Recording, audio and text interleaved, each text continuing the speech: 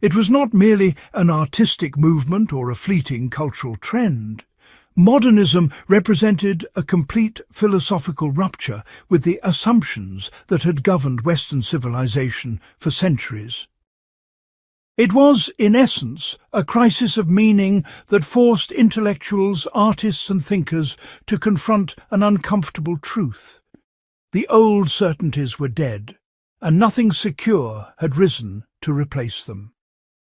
Modernism emerged as both a response to and a product of massive historical transformations, including industrialization, urbanization, secularization, and the devastation of World War I. The movement encompassed literature, visual arts, music, architecture, and philosophy, but what unified these diverse expressions was a shared conviction that traditional forms could no longer adequately represent or respond to modern experience. Modernists made formal experimentation and non-traditional subjects essential to the new age, seeking to capture the contradictions, horrors, and possibilities of modernity. What makes modernism intellectually profound is not its rebellion for rebellion's sake, but rather its serious philosophical engagement with questions that had become unavoidable. If God is dead, as Nietzsche proclaimed, then where does meaning come from? If Freud is correct that our conscious minds are merely the tip of a vast unconscious iceberg, then what does it mean to be rational? If time is not objective and linear, but subjective and fluid, as Bergson argued, then how do we construct narratives about our lives? These were not abstract academic questions. They were existential crises that demanded new modes of thinking and expression. The movement was fundamentally characterized by several interconnected ideas.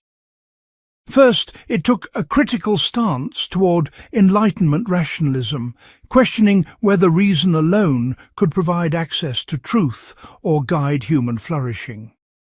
Second, it rejected the 19th century concepts of absolute originality and realism, instead embracing techniques of collage, fragmentation, and self-referential art that highlighted its own constructed nature. Third, it placed enormous emphasis on subjective experience and individual perception over claims to objective reality. Fourth, it was driven by what can only be described as a mania for the new, a compulsive need to break with tradition and discover unprecedented forms of expression. Yet, crucially, modernism also rejected the romantic notion of creation from nothing, instead working through incorporation, revision, and parody of existing forms. This paradox sits at the heart of modernism.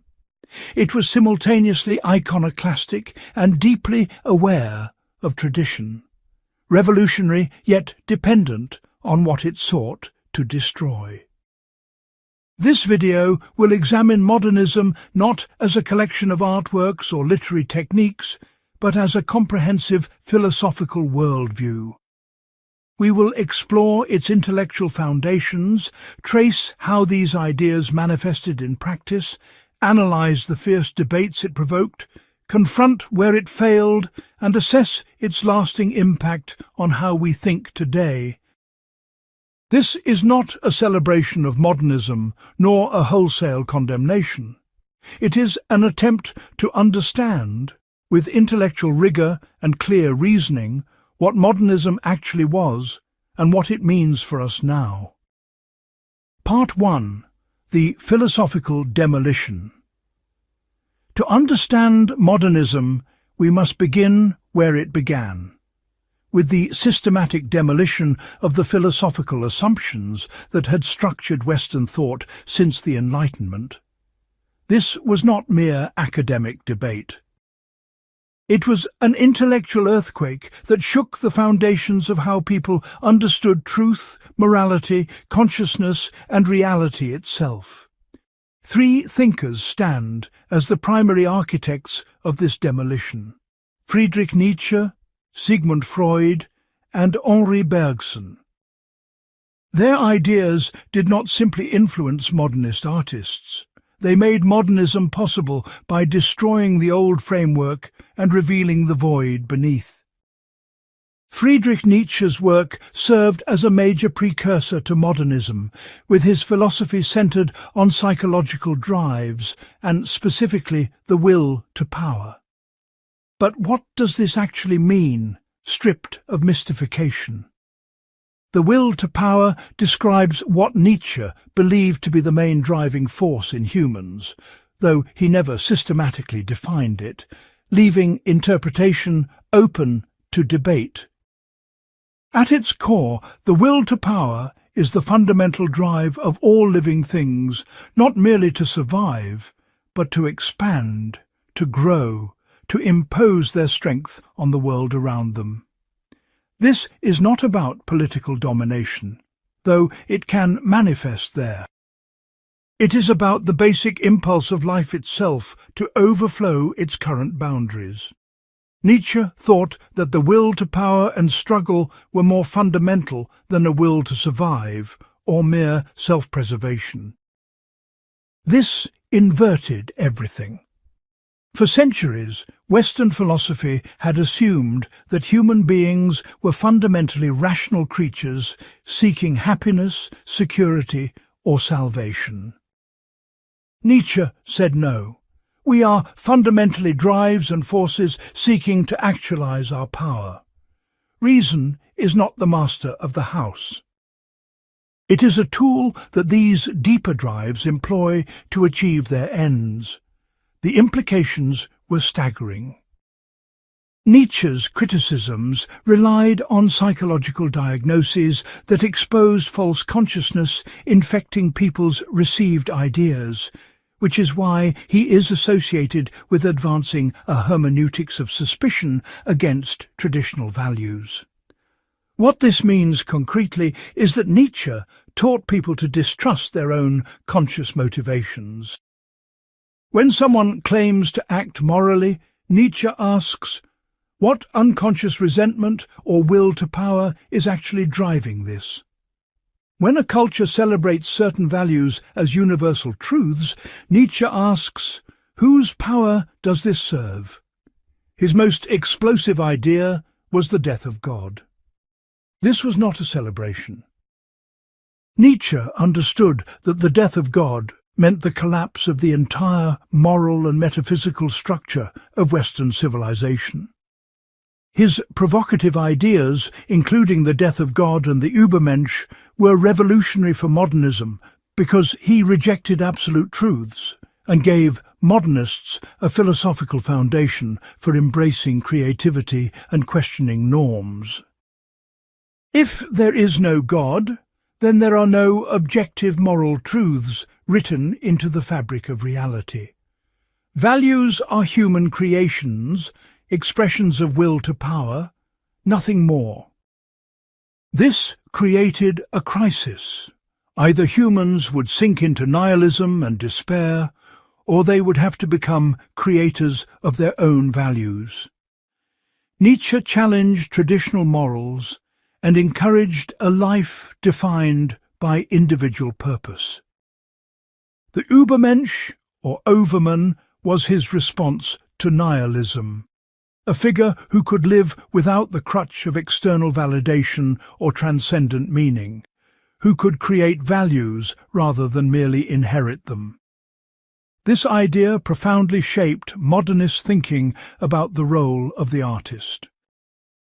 The artist became, in modernist imagination, a kind of Übermensch who creates meaning through aesthetic innovation in a world stripped of inherent purpose. Nietzsche consistently critiqued the Western conception of the rational subject which portrays reason or mind as a higher faculty governing the body, instead affirming a materialist perspective that took seriously human needs and drives. This demolition of the rational subject was crucial for modernism. If human beings are not fundamentally rational, if consciousness is just the surface of deeper drives, then the whole Enlightenment project of using reason to achieve progress becomes questionable. Modernist literature would obsessively explore this fractured subject, showing characters driven by forces they do not understand, consciousness fragmented and unstable. The second great demolisher was Sigmund Freud. Central to Freud's thinking is the idea of the primacy of the unconscious mind in mental life, so that all subjective reality was based on interactions between basic drives and instincts through which the outside world was perceived. Think about what this means.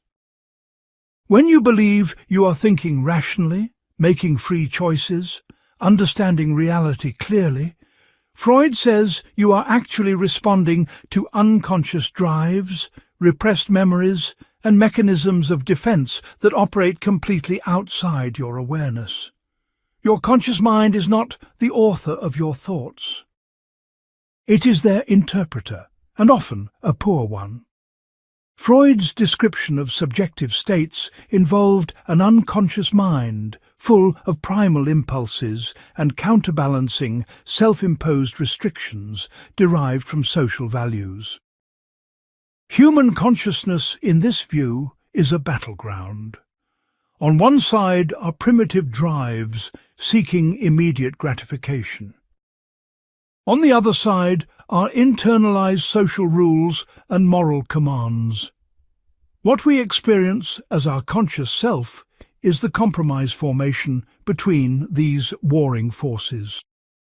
We are not unified subjects. We are fractured, conflicted, driven by desires we cannot acknowledge. Freud's psychoanalysis revealed the unconscious mind's influence over thoughts, dreams, and desires.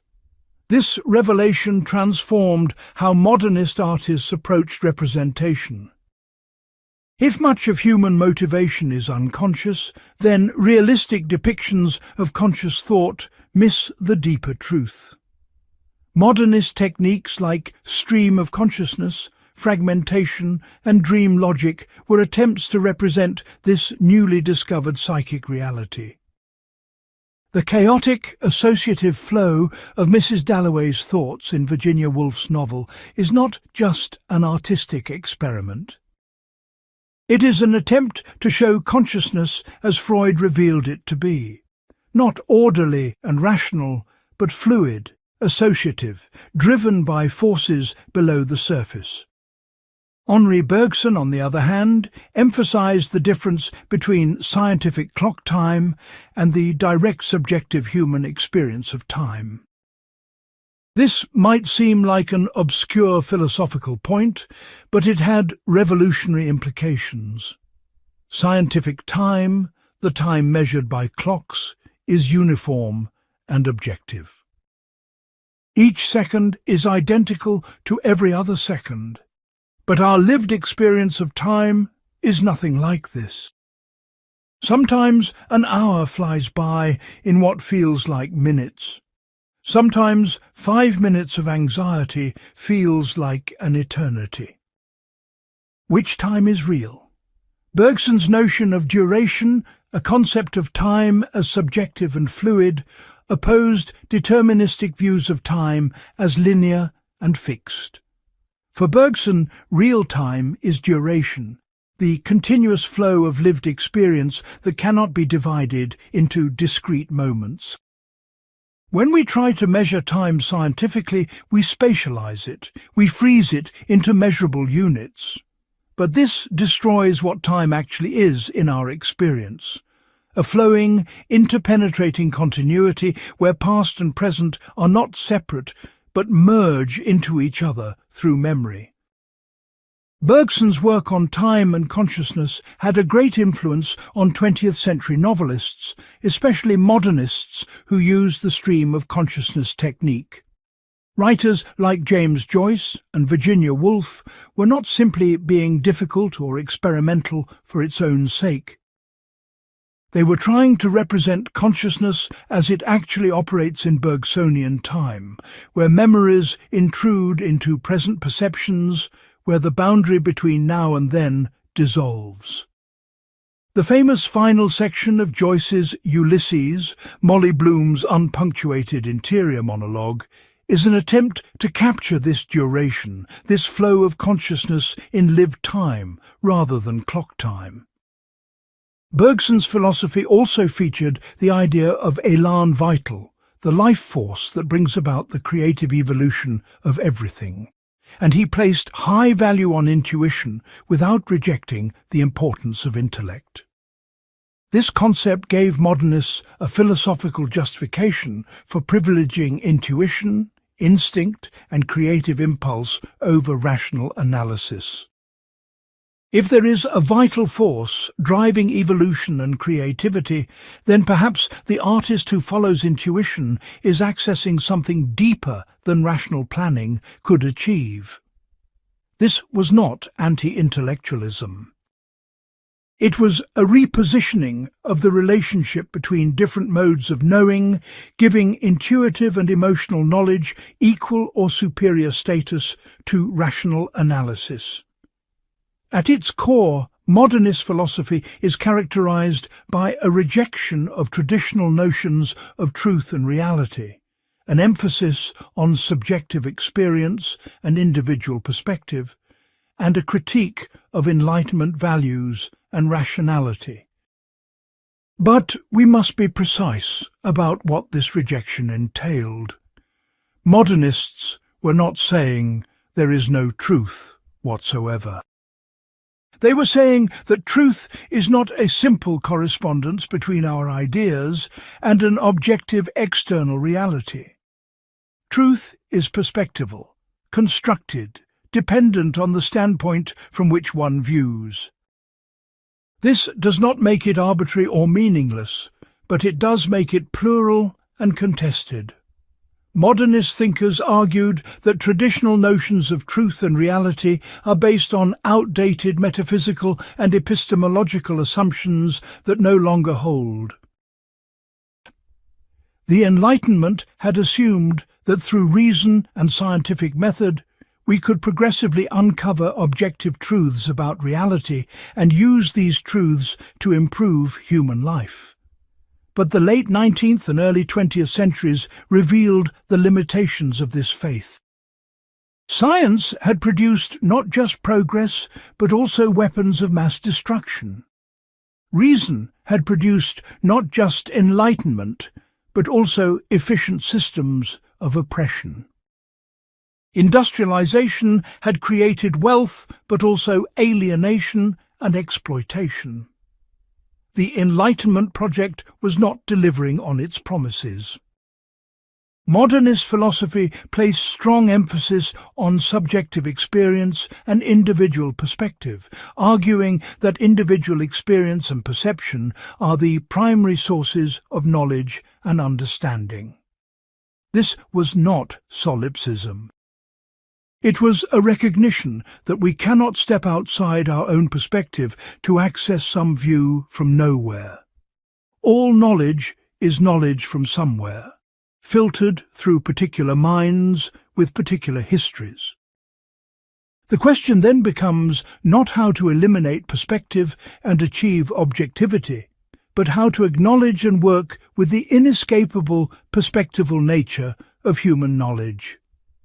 Modernist philosophy was characterized by a critique of Enlightenment values and rationality, arguing that the Enlightenment's emphasis on reason and rationality led to neglect of other important aspects of human experience like emotion, intuition, and creativity. This was perhaps the most fundamental break. The Enlightenment had believed that reason, properly applied, was the solution to human problems. Modernism said that reason itself might be part of the problem. Not that reason is useless or should be abandoned, but that its hegemony over other ways of knowing had created an impoverished and potentially dangerous form of life. Instrumental rationality, the calculating reason that figures out efficient means to ends, had triumphed. But it could not answer the question of which ends are worth pursuing. It could tell you how to build an atomic bomb with ruthless efficiency, but it could not tell you whether you should. These three thinkers, Nietzsche, Freud and Bergson, did not work in isolation. They were part of a broader cultural crisis where old certainties were collapsing, but they gave that crisis philosophical articulation. They provided the concepts and frameworks that allowed modernist artists to make sense of their own experiences of fragmentation, alienation, and the inadequacy of traditional forms. The will to power, the unconscious duration. These were not just abstract ideas. They were tools for understanding a world that had become incomprehensible through traditional lenses. The demolition these thinkers carried out was thorough. The rational subject, the objective world, universal moral truths, linear time, the primacy of consciousness, all of these foundational assumptions were called into question or rejected outright. This created enormous anxiety. While modernism regarded fragmentation as tragic and lamented the loss of unity, hoping to regain it through art, postmodernism would later celebrate fragmentation. Modernists were not happy about the collapse of certainty. They experienced it as loss, as tragedy. Their art was often an attempt to create new forms of unity and meaning in the absence of the old guarantees. But the demolition also created tremendous intellectual and creative freedom. If there are no fixed rules, if reality is not given but constructed, if consciousness is not a unified rational subject but a flowing multiplicity, then entirely new forms of art and thought become possible. The price of this freedom was high: uncertainty, anxiety, the constant risk of nihilism. But modernism chose to pay that price rather than cling to comforting illusions.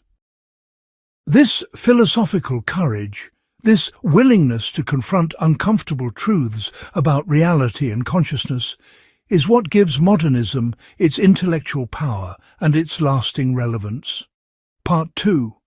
The modernist worldview. Now that we understand the philosophical demolition that made modernism possible, we must examine what modernists actually believed and how they approached the world. This is not a unified doctrine. Modernism was never a single coherent movement with the manifesto that everyone followed. It was instead a constellation of responses to the same underlying crisis, responses that sometimes contradicted each other while sharing fundamental assumptions. What unified modernists was not agreement on solutions, but recognition of the same problems. The first and most essential characteristic of the modernist worldview was the sense of a decisive break with tradition. This was not simply generational rebellion or aesthetic preference. Modernists genuinely believed that something fundamental had changed in the nature of human experience, something so profound that the old ways of representing reality had become obsolete. The forms of art and thought that had served humanity for centuries were now inadequate. This conviction was not arbitrary. It arose from concrete historical conditions. Consider what had happened in the span of a single generation. Entire populations had moved from rural agricultural life to urban industrial existence. The pace of technological change had accelerated beyond anything previously imaginable. Railways, telegraphs, electricity, photography, cinema, automobiles, airplanes, each of these inventions fundamentally altered human perception and experience. Time and space themselves seemed to have been conquered, or at least radically compressed. You could communicate instantly across continents. You could travel distances in hours that once took weeks. The world had become simultaneously larger through global interconnection and smaller through the annihilation of distance. Then came World War I, and with it the complete destruction of any remaining faith in progress or rationality. The war revealed that all the technological and scientific advancement of the previous century could be mobilized not for human flourishing, but for industrial-scale slaughter. Millions died in trenches, killed by machine guns, poison gas, artillery barrages coordinated by telegraph and telephone. The war demonstrated with horrifying clarity that instrumental reason, the ability to efficiently achieve given ends, was perfectly compatible with barbarism. Indeed, it made barbarism more efficient. Modernism emerged from this context as both a diagnosis and a response. The diagnosis was that traditional forms of representation, based on stable reality and unified consciousness, could not capture the fragmented, accelerated, disorienting nature of modern experience. The 19th-century realist novel, with its omniscient narrator, an orderly plot leading to moral resolution, seemed quaint and false. It assumed a world where cause and effect were clear, where characters had coherent motivations, where reality could be objectively described. But if Freud was right about the unconscious, if Nietzsche was right about the death of God, if Bergson was right about duration, then this whole mode of representation was built on false premises. The modernist response was formal experimentation. This phrase sounds academic and abstract, but what it meant in practice was radical. Modernists did not experiment for the sake of novelty or to shock the bourgeoisie, though those effects certainly occurred. They experimented because they genuinely believed that new forms were necessary to represent new realities. If consciousness is not orderly but fragmentary, then narrative should be fragmentary. If time is not linear but interpenetrating, then chronology should be disrupted. If the self is not unified but multiple, then character should be unstable and contradictory.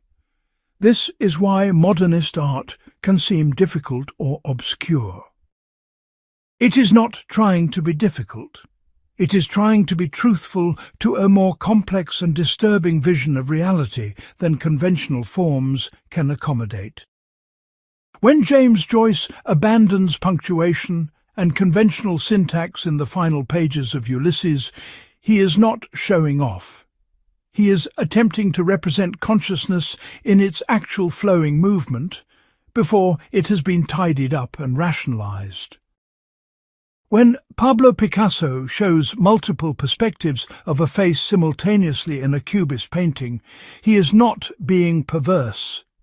He is rejecting the fiction that there is a single correct viewpoint from which reality should be represented. Modernism thus embraced what can be called reflexivity, meaning a self-conscious awareness of artistic and social conventions and an inclination to expose how works of art are constructed.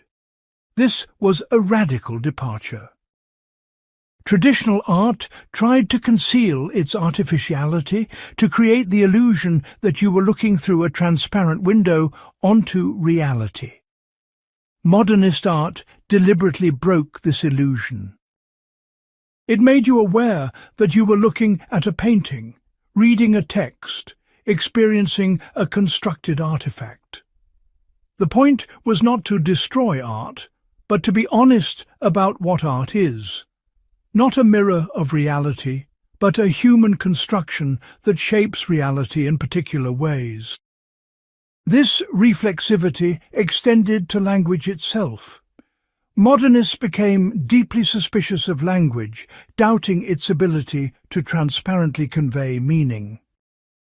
Words, they recognized, do not have fixed, stable meanings that correspond to things in the world. Meanings shift depending on context, speaker, listener, historical moment. Language is not a neutral tool for describing reality. It actively shapes how we think and what we can perceive. This insight, which would be developed more fully in later philosophy, was already operative in modernist practice. Consider what this meant for writers. If you cannot trust language to mean what it says, if words are slippery and unreliable, then writing becomes a much more anxious and self-conscious activity. You cannot simply use words as transparent vehicles for ideas. You must wrestle with the materiality of language itself, with its sounds and rhythms and associations. This is why modernist poetry often seems more concerned with the texture of language than with clear communication of ideas. Poets like T.S. Eliot and Ezra Pound were not being obscure for the sake of obscurity.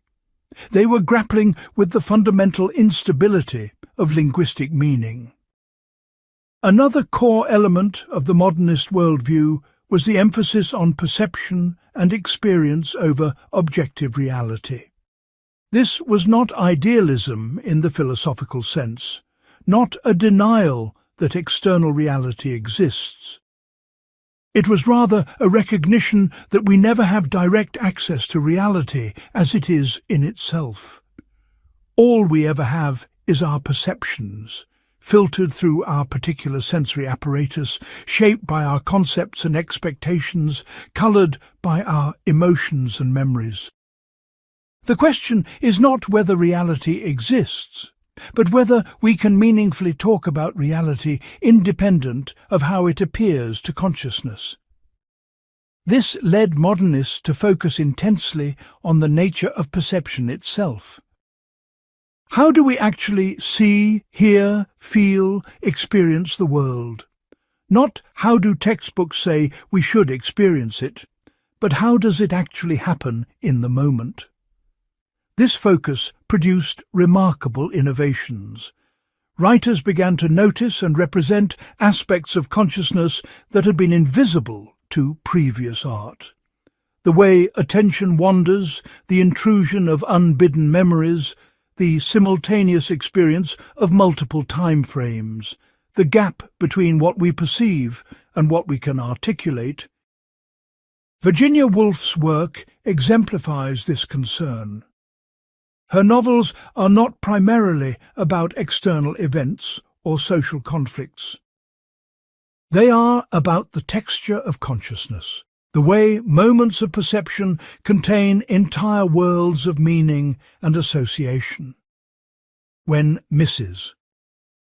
Ramsay in To the Lighthouse looks at her husband or perceives the lighthouse beam. These are not just simple observations. They are dense nodes of meaning, memory, emotion and thought that unfold in Woolf's prose with extraordinary subtlety. The plot, in the conventional sense, becomes almost irrelevant. What matters is the quality of awareness itself. This emphasis on subjective experience created a profound tension within modernism. On one hand, it led to a kind of radical individualism.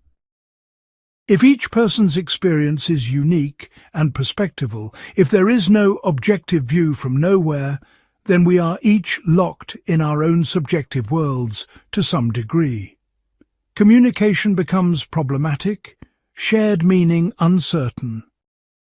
This is the spectre of solipsism that haunted modernism. The fear that we are each trapped in private worlds with no genuine access to other minds. On the other hand, modernism never fully embraced solipsism. Most modernist artists believed, or at least hoped, that by representing subjective experience with sufficient precision and honesty, they could create forms of recognition across individual differences. If I can show you what consciousness really feels like from the inside, perhaps you will recognize in my representation something of your own experience. Art becomes a bridge across subjective isolation, not by denying subjectivity, but by rendering it so precisely that it becomes communicable. This brings us to another crucial aspect of the modernist worldview: the privileged role assigned to the artist. In a world without God, without objective moral truths, without secure foundations for knowledge, what remains? Modernists answered, human creativity. The artist became a kind of secular priest or prophet, someone who could create meaning and order in a world that no longer provided these things naturally. This was an enormous burden and an enormous arrogance. The arrogance lay in the assumption that artists had special access to truth or special abilities to perceive reality more clearly than ordinary people. This led to a pronounced elitism in modernist culture. Modernist works were often deliberately difficult, requiring specialized knowledge and cultural capital to understand. This was partly necessary given what they were trying to do, but it was also partly a way of distinguishing the cultured elite from the masses. There was often contempt for popular culture, for mass entertainment, for anything that catered to common taste. This elitism had political dimensions that we will explore later, but for now we need to understand it as part of the modernist worldview. Modernists genuinely believed that high culture was better than low culture, not just different, but qualitatively superior. They believed that most people lived in a kind of sleepwalking state, accepting conventional ideas uncritically, experiencing the world in superficial and deadened ways. The artist's task was to wake people up, to make them see and feel more intensely and authentically. There was also a pronounced pessimism in the modernist worldview, though it coexisted with moments of exhilaration about creative possibility. The pessimism came from the recognition that the old sources of meaning were gone and might not be replaced. Modernists lived in what Max Weber called the disenchantment of the world. Magic, myth, religion, all the ways that humans had previously made sense of existence had been exposed as illusions, or at least as subjective projections rather than objective truths. What remained was a world of pure fact, measurable and manipulable, but ultimately meaningless. Many modernists experienced this disenchantment as a profound loss. Eliot's poem, The Waste Land, is perhaps the most famous expression of this sensibility. The poem depicts a spiritually dead civilization where meaningful ritual and belief have been replaced by empty routine and sterile sexuality. References to myth and religion abound, but only as fragments, broken pieces of traditions that can no longer sustain living faith. The poem does not offer solutions. It diagnoses a condition of spiritual crisis. Yet alongside this pessimism was a countervailing impulse toward what we might call aesthetic salvation. If religion could no longer provide transcendence, if philosophy could no longer provide certainty, perhaps art could provide its own form of meaning.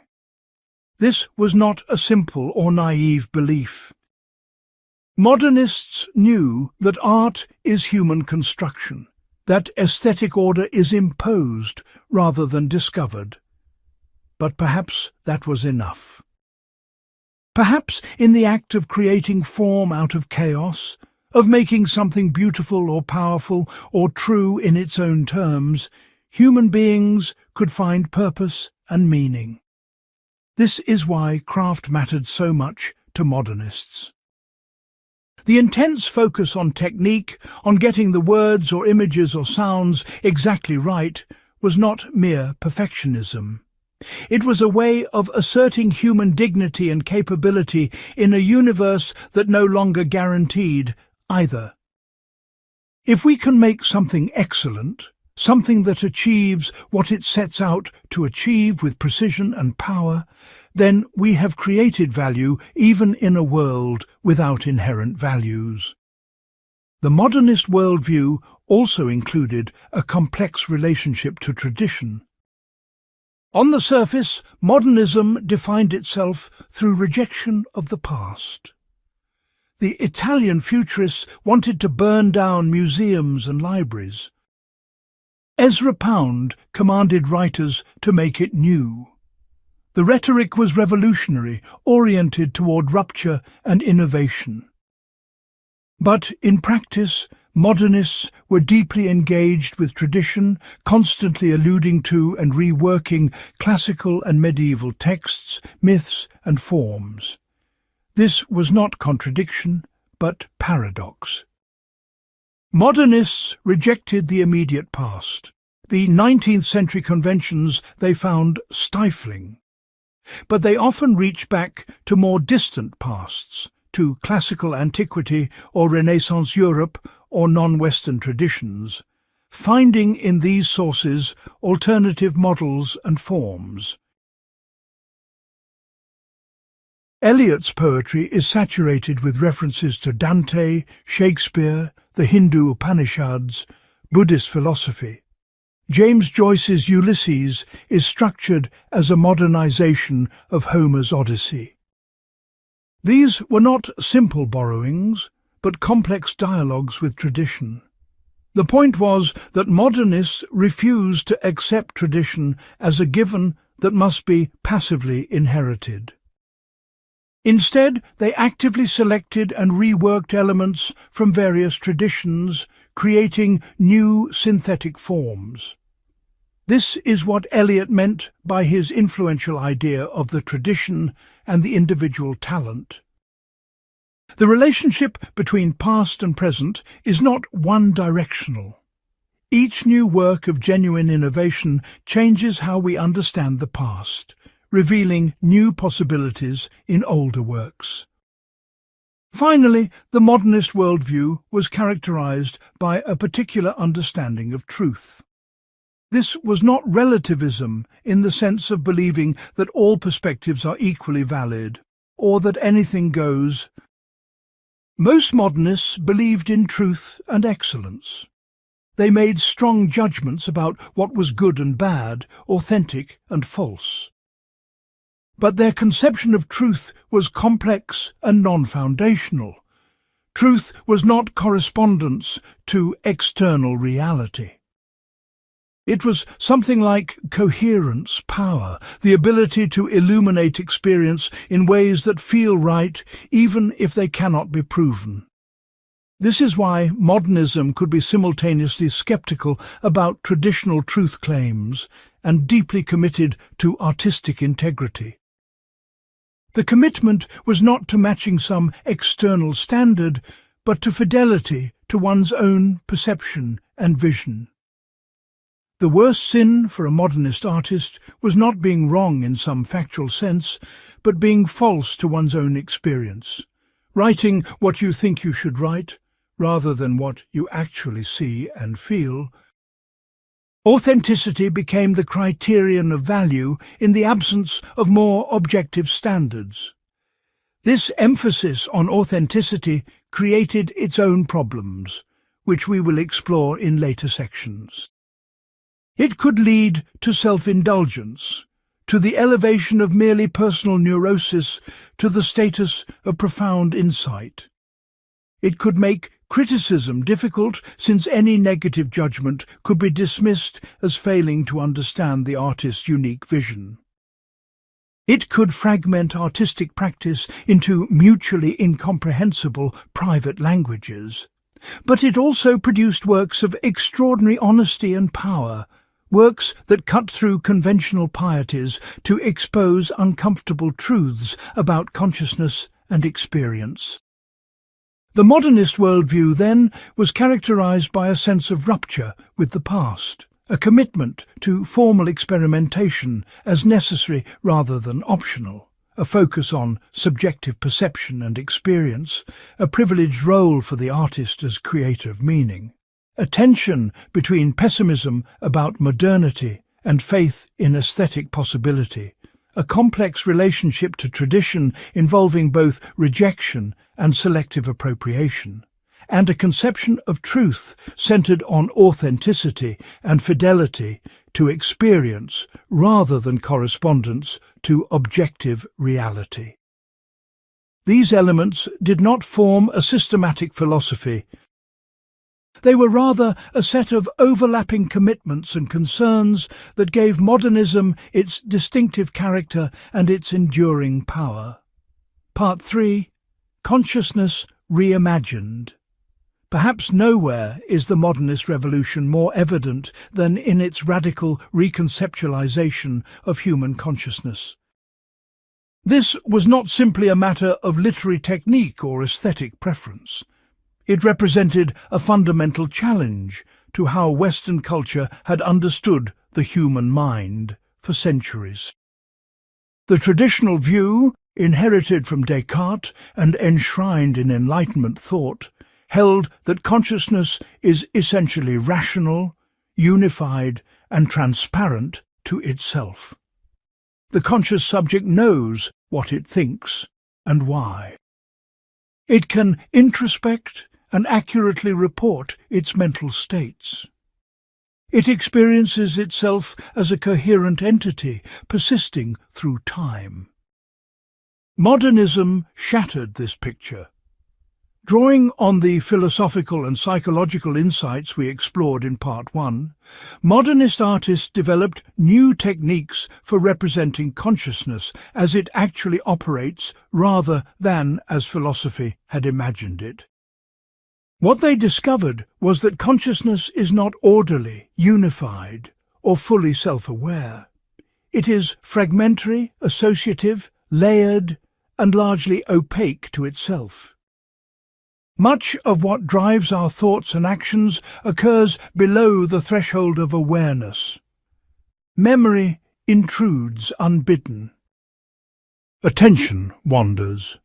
Multiple thoughts occur simultaneously. The boundaries between perceiving, remembering, and imagining blur. The most famous technique modernists developed to represent this new understanding of consciousness was stream of consciousness. This term is somewhat misleading because it suggests a smooth flow, when in fact the technique often represents choppy, interrupted, multidirectional mental processes. But the core idea was to render the actual texture of thought as it happens in the moment, before it has been cleaned up and rationalized for public consumption. Stream of consciousness appears in its most radical form in the work of James Joyce. In the final episode of Ulysses, Molly Bloom's interior monologue runs for approximately 40 pages without punctuation, capturing the drowsy associative flow of consciousness on the edge of sleep. Thoughts about her husband blend seamlessly into memories of past lovers, observations about her body, fragments of songs, sexual fantasies, mundane worries about money. There is no hierarchy of importance. The profound and the trivial exist side by side because that is how consciousness actually works. What Joyce understood is that consciousness does not organize itself according to logical principles or narrative coherence. It follows paths of association. One thought triggers another, not because of logical connection, but because of emotional resonance, sensory similarity, temporal contiguity, or unconscious significance. A memory surfaces not because it is relevant to the current situation, but because some stimulus, perhaps not even consciously registered, has activated it.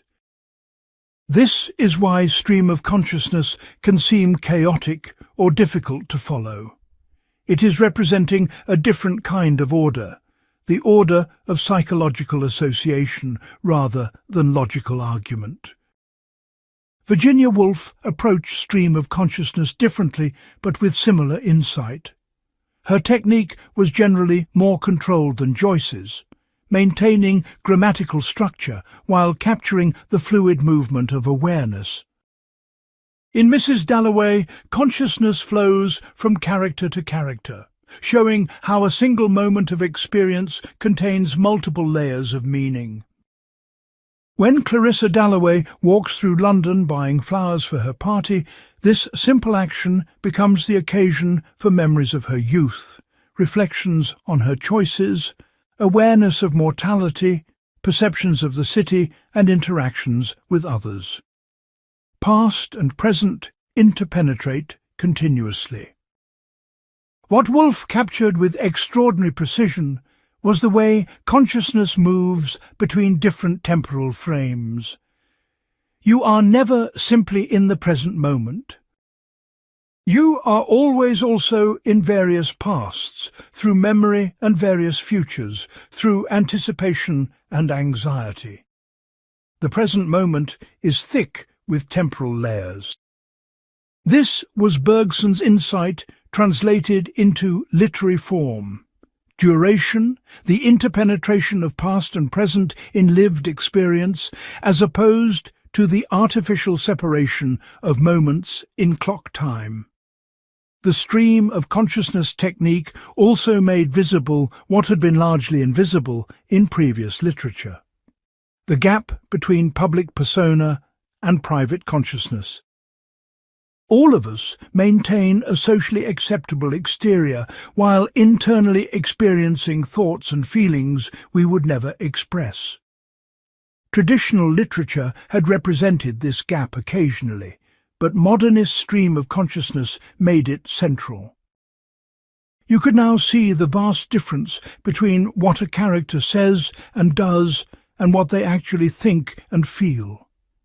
This created a new kind of psychological realism that was paradoxically achieved through techniques that seemed to violate conventional realism. By abandoning neat chronology, clear causal chains, and orderly exposition, modernists achieved a more truthful representation of subjective experience. The chaos and fragmentation were not aesthetic choices imposed on orderly material. They were inherent in the material itself, in the actual structure of consciousness. Another key aspect of modernist treatment of consciousness was the representation of perception itself. Modernists became fascinated with how we actually perceive the world, not how we remember perceiving it after the fact. There is a difference. In retrospect, perception seems orderly. We saw this, then that, and we understood what we were seeing. But in the moment of perception, before interpretation has solidified, experience is more fluid and ambiguous. This is what Impressionist painters had discovered. If you want to represent not the object as it is known to be, but the object as it is immediately perceived, you must abandon clear outlines and definite forms. Light, colour and atmosphere become more important than solid shapes. Similarly, modernist writers began to represent moments of perception before they had been translated into clear concepts. Dorothy Richardson pioneered this in her novel Sequence Pilgrimage, attempting to render pure perceptual experience from a female protagonist's perspective. The result was a new attentiveness to the sensory texture of experience. Colours, sounds, smells, tactile sensations, these became foregrounded in ways they had not been in previous literature. Not as mere decoration or atmosphere setting, but as fundamental components of consciousness. We are embodied creatures, and much of our experience consists of sensory awareness that never gets fully articulated in language. Modernists tried to capture this non-linguistic dimension of consciousness, the felt quality of experience that exceeds or precedes verbal formulation. This attention to perception also revealed the constructive nature of consciousness. We do not passively receive sense data and then interpret them. Perception is already interpretive from the beginning. We see what we expect to see, what our concepts prepare us to recognize. When this normal process breaks down, when familiar objects become strange, or when sensory input overwhelms our categories, the normally invisible process of perceptual construction becomes visible.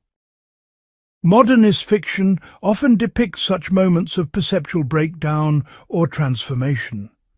A character sees something familiar suddenly appear alien.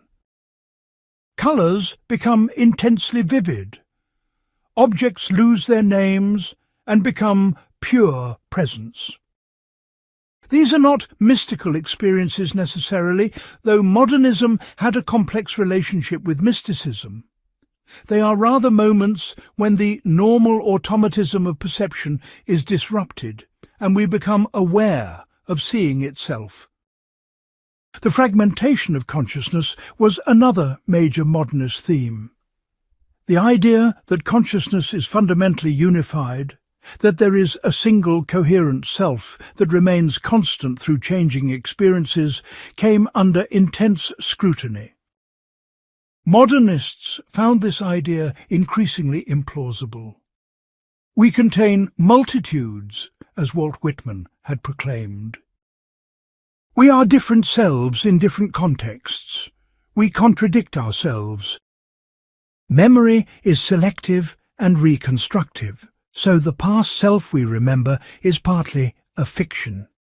What then is the self that supposedly unifies all these fragments? This question became central to modernist literature. Characters are not stable personalities with consistent traits. They are processes, constantly in flux, subject to internal contradictions and unexpected transformations. Marcel Proust's multi-volume novel In Search of Lost Time explores this problem with unsurpassed depth. The narrator discovers that he is not the same person from moment to moment, that memory radically reconstructs the past, that the self is not a substance, but a series of discontinuous states, loosely linked by a name and a body. The political and ethical implications of this fragmented self were troubling. If there is no stable self, then who is responsible for past actions? How can we make commitments that extend into the future when we do not know what self we will become? Modernism did not resolve these questions. It made them visible and urgent. Another dimension of modernist treatment of consciousness was the representation of interior time as distinct from calendar or clock time. We have already discussed Bergson's concept of duration, but we need to see how this manifested in practice. In conventional narrative, time moves forward in a linear sequence. Events happen in order, and this order is usually the order of telling. Even when there are flashbacks, they are clearly marked as departures from the main chronology. Modernist narrative disrupted this linearity. In works like William Faulkner's The Sound and the Fury, chronology is scrambled. The first section is narrated by a mentally disabled character who experiences time as an eternal present, where past and present are indistinguishable. The effect is initially disorienting, but it serves a purpose. It shows that clock time, the time of calendars and schedules, is not the only temporality. There are other modes of temporal experience that are equally real, perhaps more real in terms of lived significance. Memory became a crucial site for exploring interior time. Memory does not work like a filing cabinet where past experiences are stored in chronological order and can be retrieved intact. Memory is reconstructive and highly selective. We remember what has emotional significance, not what actually happened in full detail. We unconsciously edit memories to make them coherent with our current self-understanding. Modernist literature made these processes visible. Proust's work is again exemplary. The famous Madeleine episode in the first volume shows how involuntary memory, triggered by a sensory experience, can recover the past more vividly than deliberate recollection. The taste of the tea-soaked cake suddenly opens up the narrator's entire childhood world, not as a series of facts, but as a living presence. This is duration, the past not as dead and gone, but as continuing to exist within the present moment, accessible through the right trigger. The representation of dreams and dreamlike states was another modernist concern. Freud had argued that dreams were the royal road to the unconscious, and modernists took this seriously. But they did not simply insert dream sequences into otherwise realistic narratives. Instead, they began to blur the boundary between waking and dreaming consciousness, suggesting that ordinary thought has more in common with dreams than we usually acknowledge. Both dreams and waking thought work through association, condensation, displacement, and symbolic representation. The difference is degree rather than kind.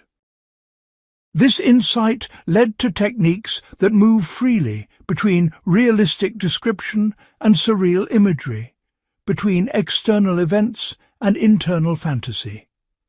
The reader is sometimes uncertain whether something is actually happening or only being imagined by a character, and this uncertainty is intentional.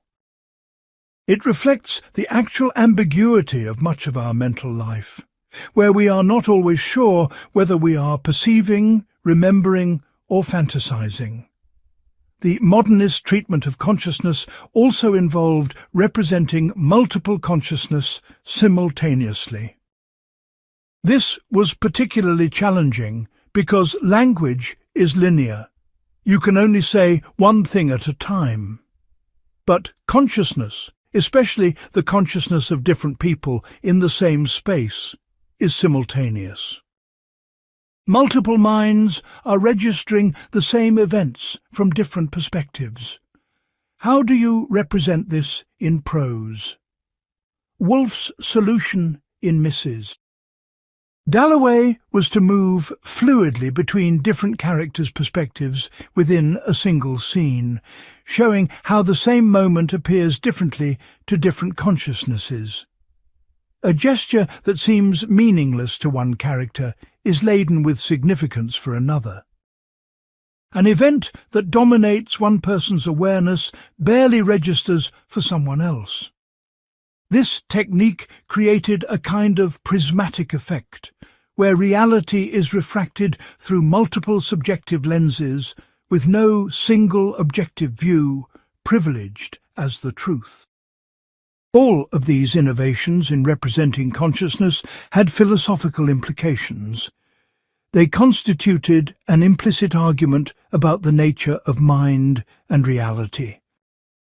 Against the Cartesian view of consciousness as transparent and unified, modernism offered a view of consciousness as opaque, fragmented, and processual. Against the empiricist idea that we have direct access to an objective external world, modernism emphasized the mediating role of perspective, memory, and interpretation. Against the notion of a stable self persisting through time, modernism presented the self as a flux of changing states loosely unified by memory and habit. These were not merely theoretical positions. They emerged from serious attempts to capture experience as it is actually lived. The test was phenomenological. Does this representation ring true to your own experience of consciousness when you attend to it carefully? Many readers found that it did, that modernist techniques revealed aspects of their mental life that they had experienced but never seen represented in literature. But there were also dangers and limitations in this approach. The intense focus on individual consciousness could become narcissistic, a kind of aesthetic navel-gazing disconnected from social reality. The difficulty and obscurity of modernist stream of consciousness alienated many readers who found it pretentious or incomprehensible. The assumption that consciousness works the same way for everyone, regardless of class, gender or culture, was questionable.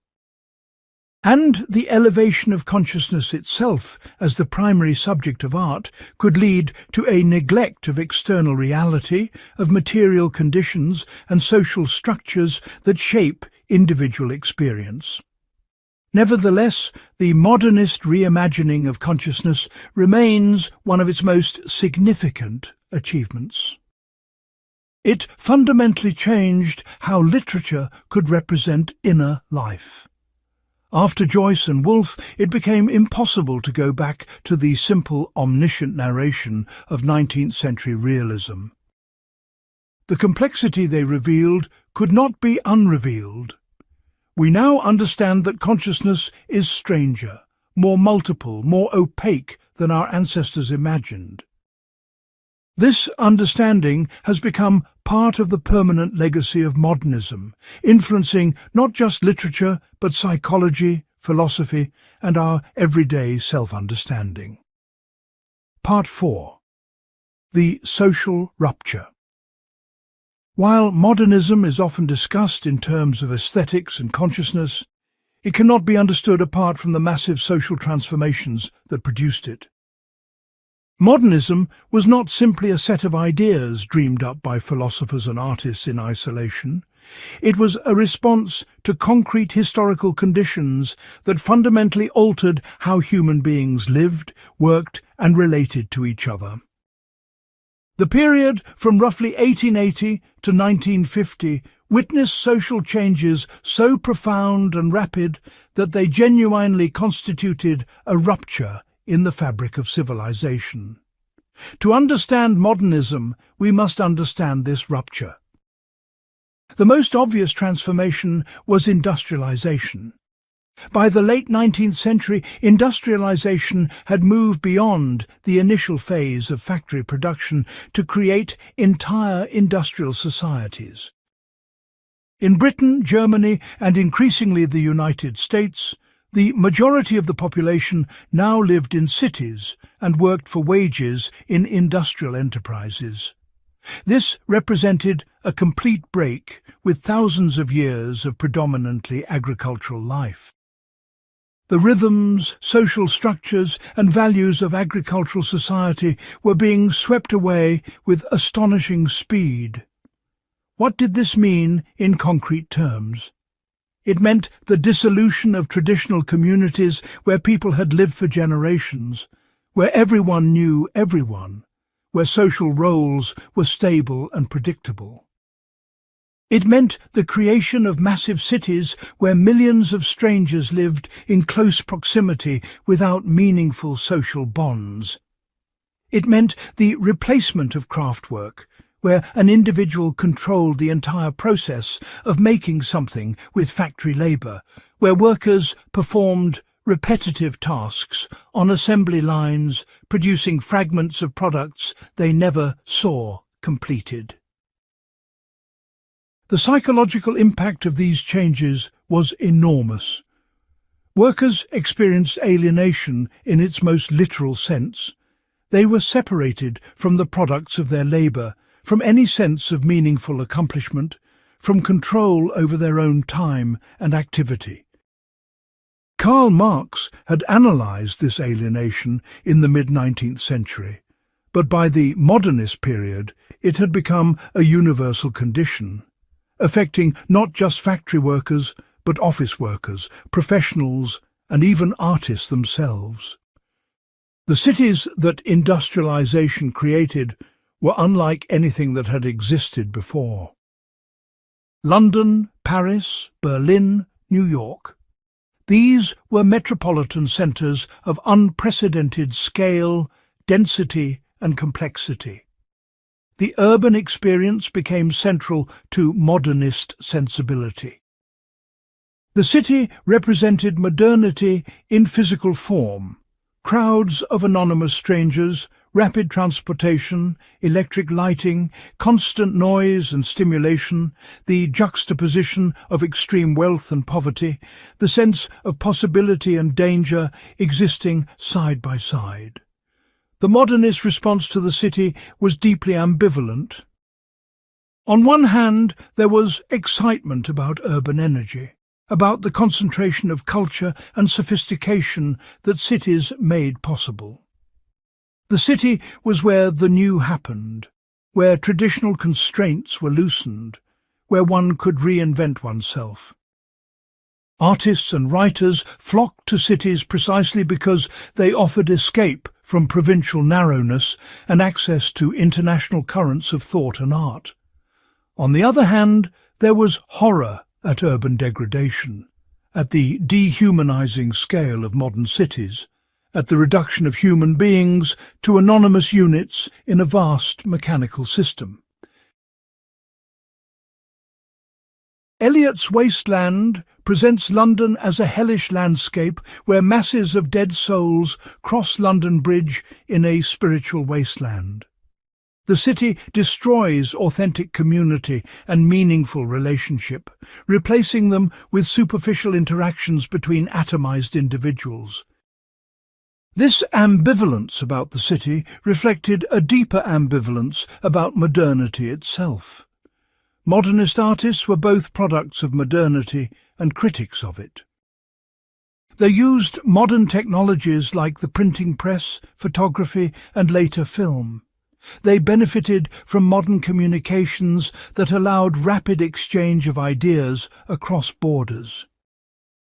They depended on modern economic conditions that created a market for avant-garde art and leisure time for cultural consumption. Yet they also diagnosed modernity as a pathology, as fundamentally hostile to human flourishing. Urbanization also transformed perception itself.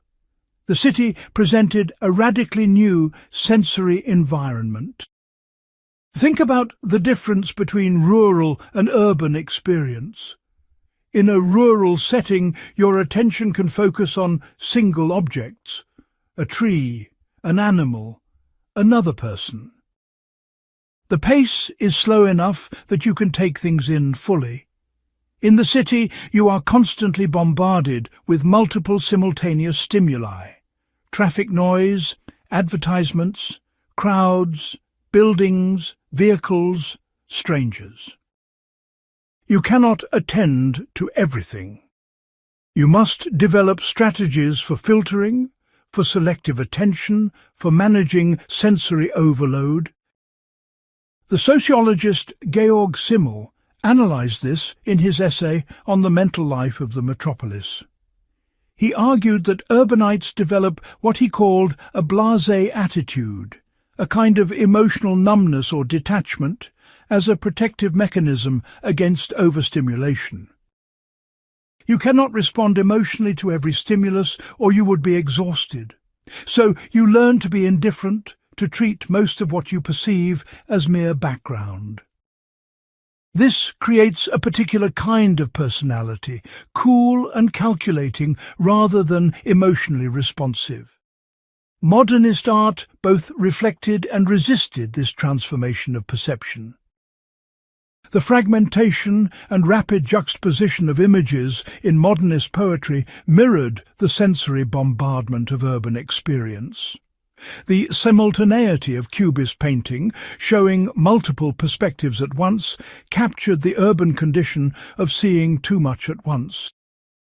But modernist art also attempted to break through the blasé attitude, to force readers and viewers to actually pay attention, to see and feel intensely rather than filter everything through protective numbness. The technological transformations that accompanied industrialization also profoundly affected modernist sensibility. Photography, invented in the mid-19th century, reached maturity during the modernist period.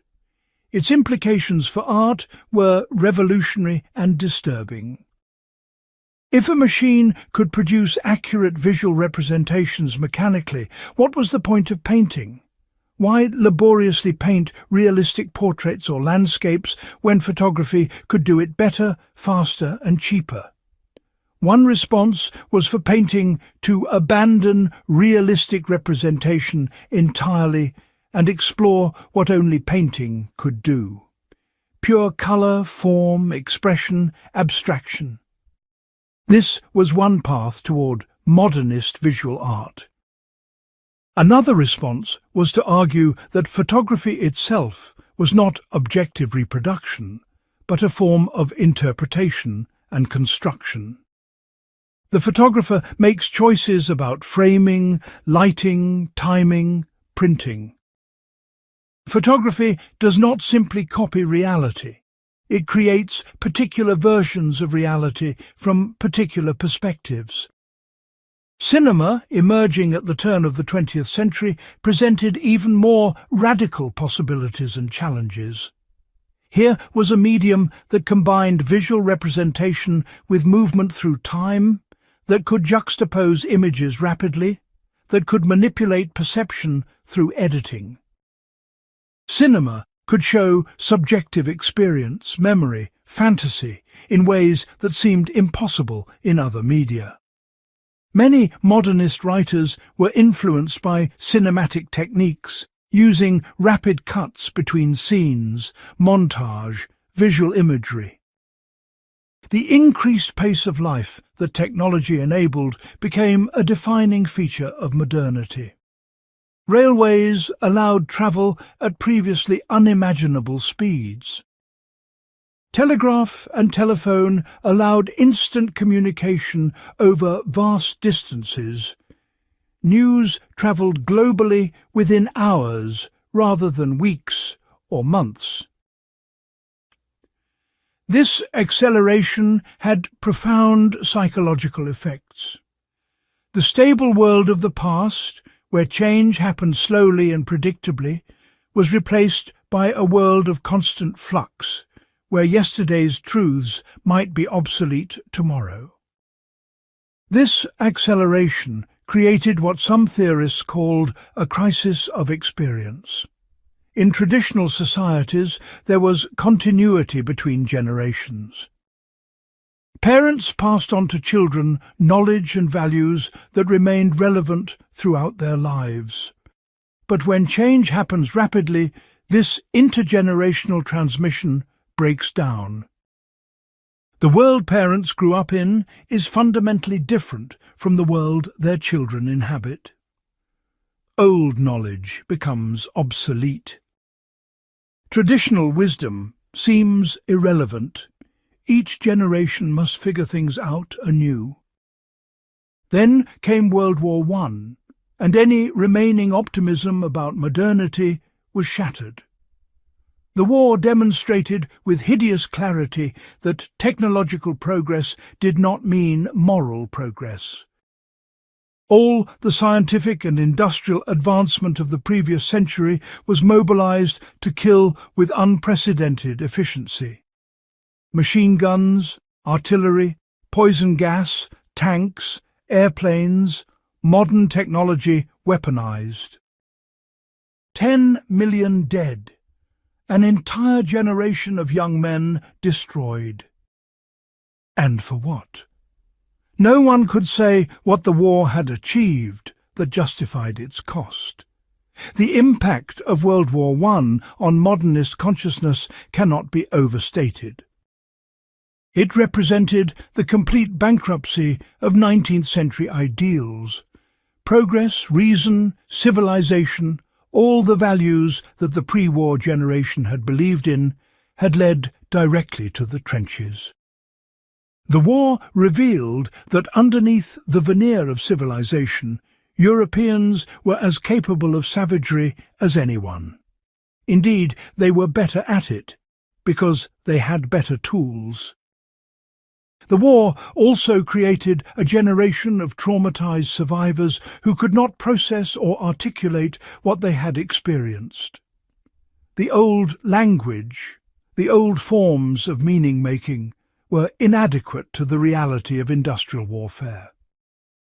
How do you describe the experience of lying in mud for months under constant artillery fire, watching your friends die, knowing you might die at any moment, all for a few yards of territory that would be lost the next week?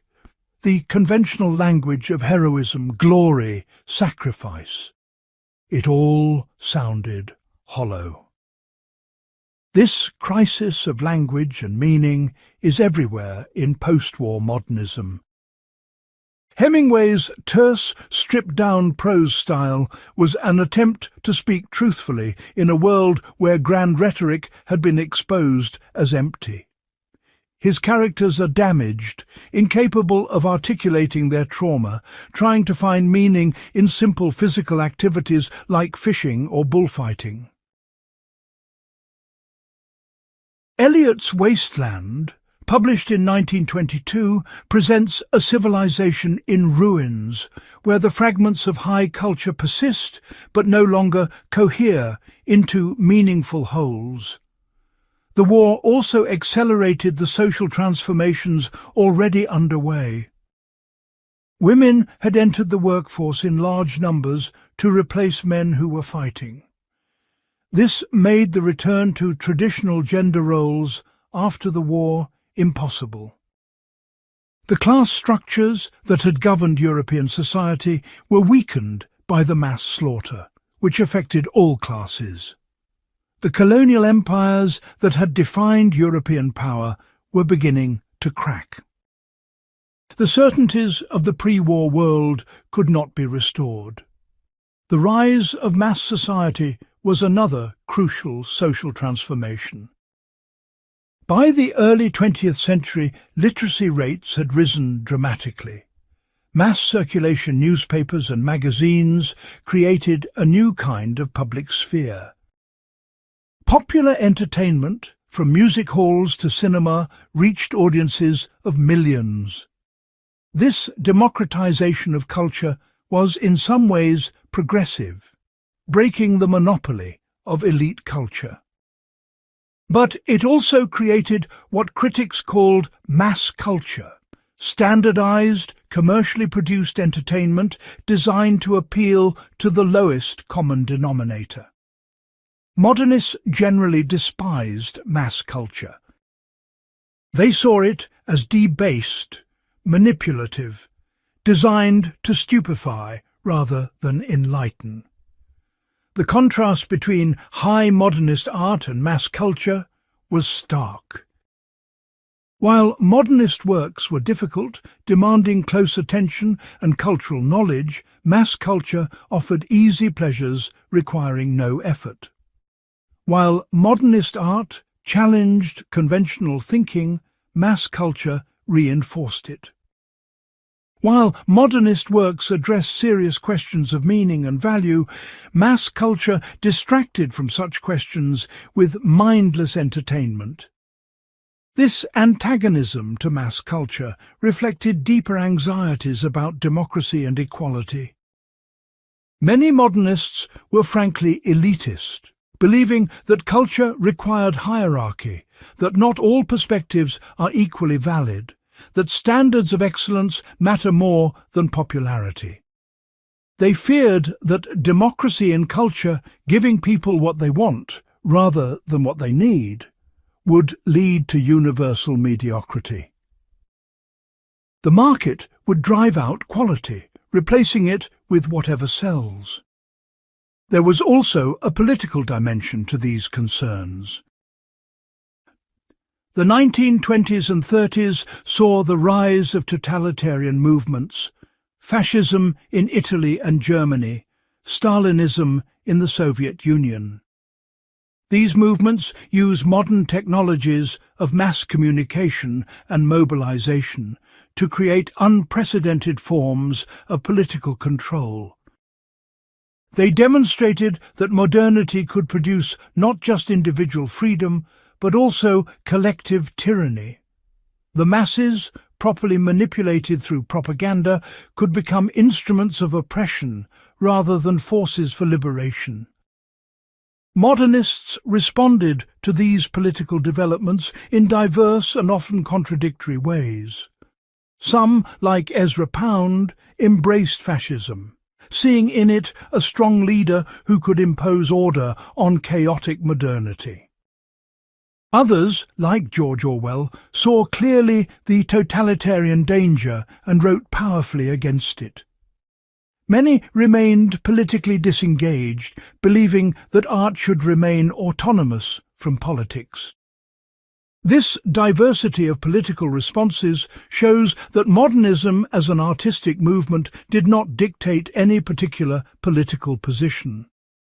The social rupture that produced modernism also involved transformations in class structure and economic life.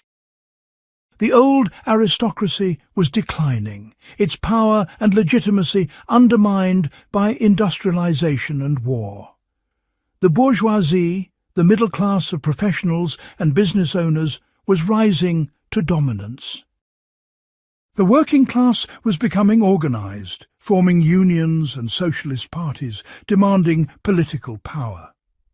This class conflict created enormous social tension and anxiety. Many modernist artists came from middle-class or upper-middle-class backgrounds.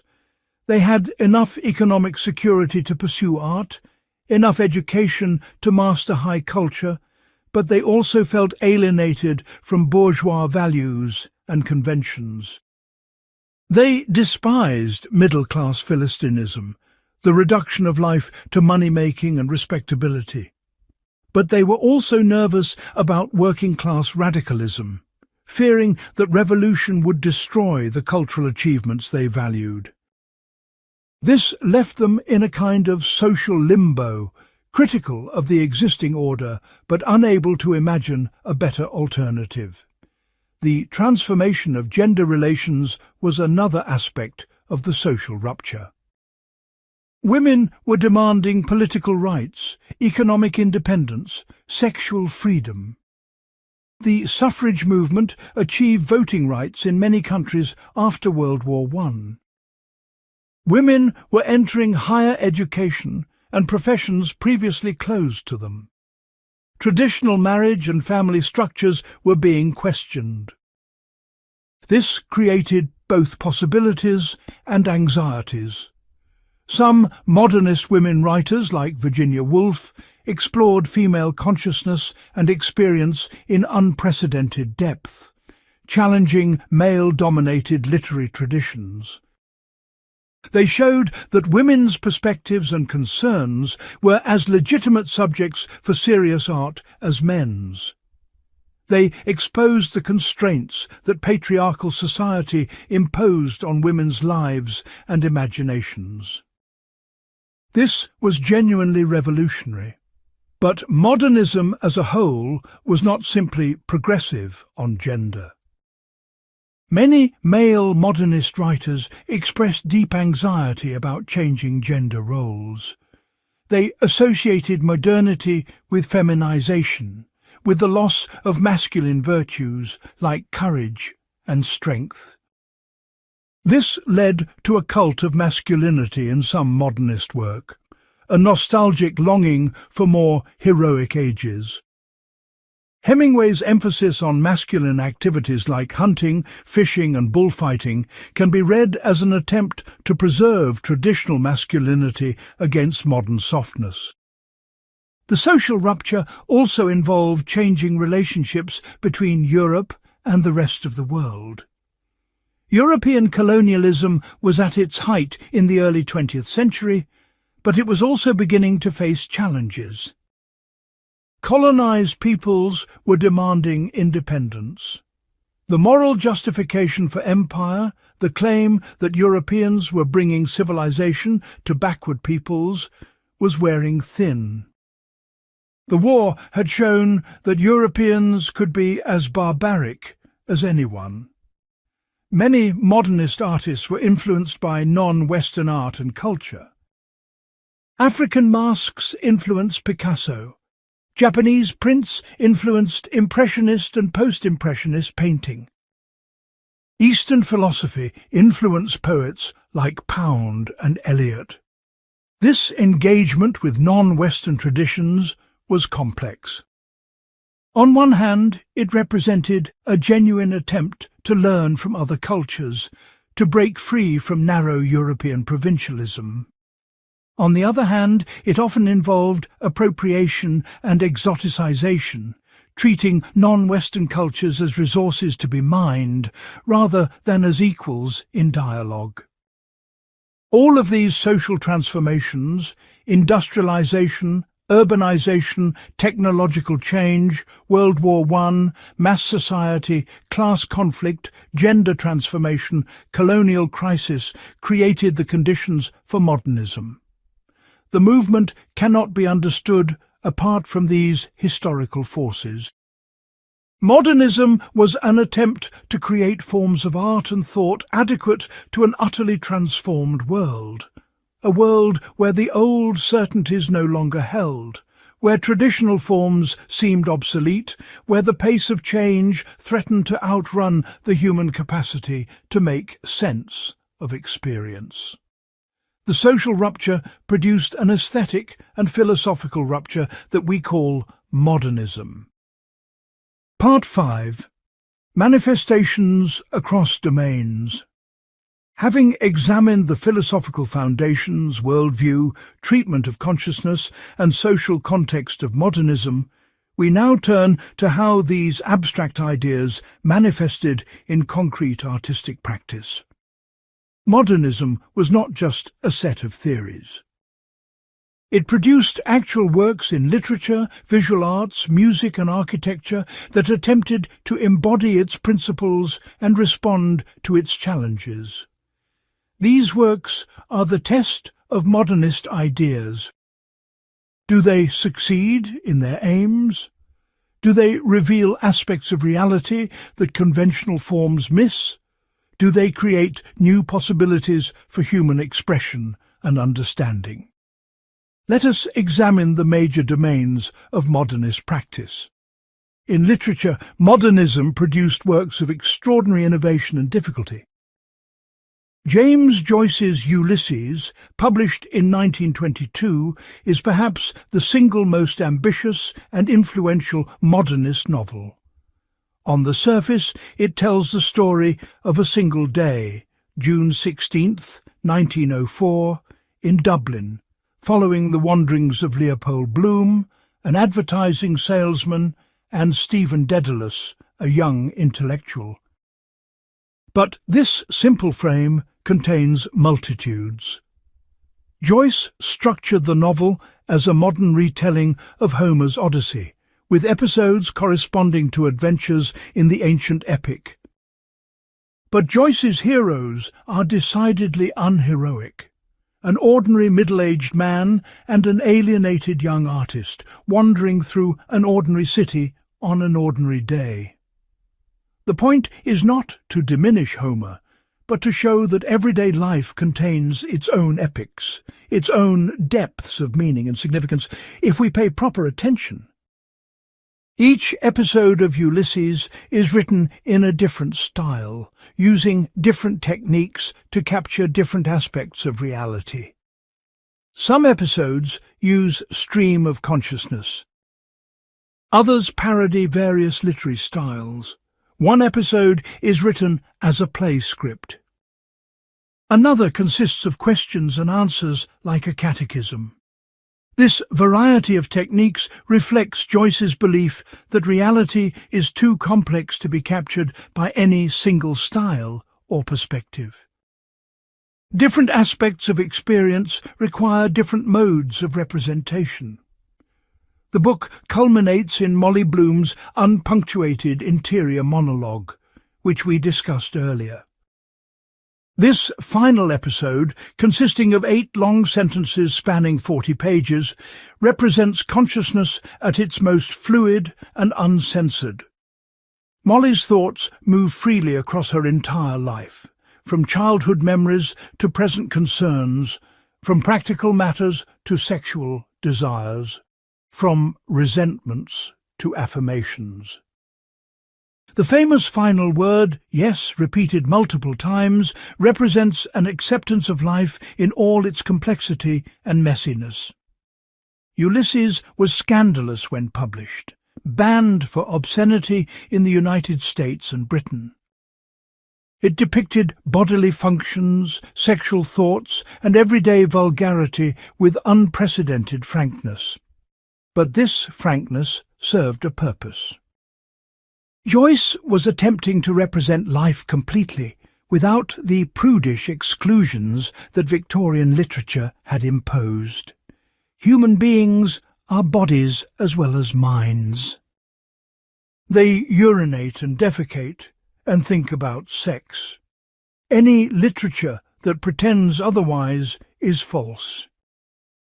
The book is also extraordinarily learned, filled with references to Irish history, Catholic theology, Shakespearean criticism, medieval scholasticism, popular culture, and dozens of other domains. This learning is not mere showing off.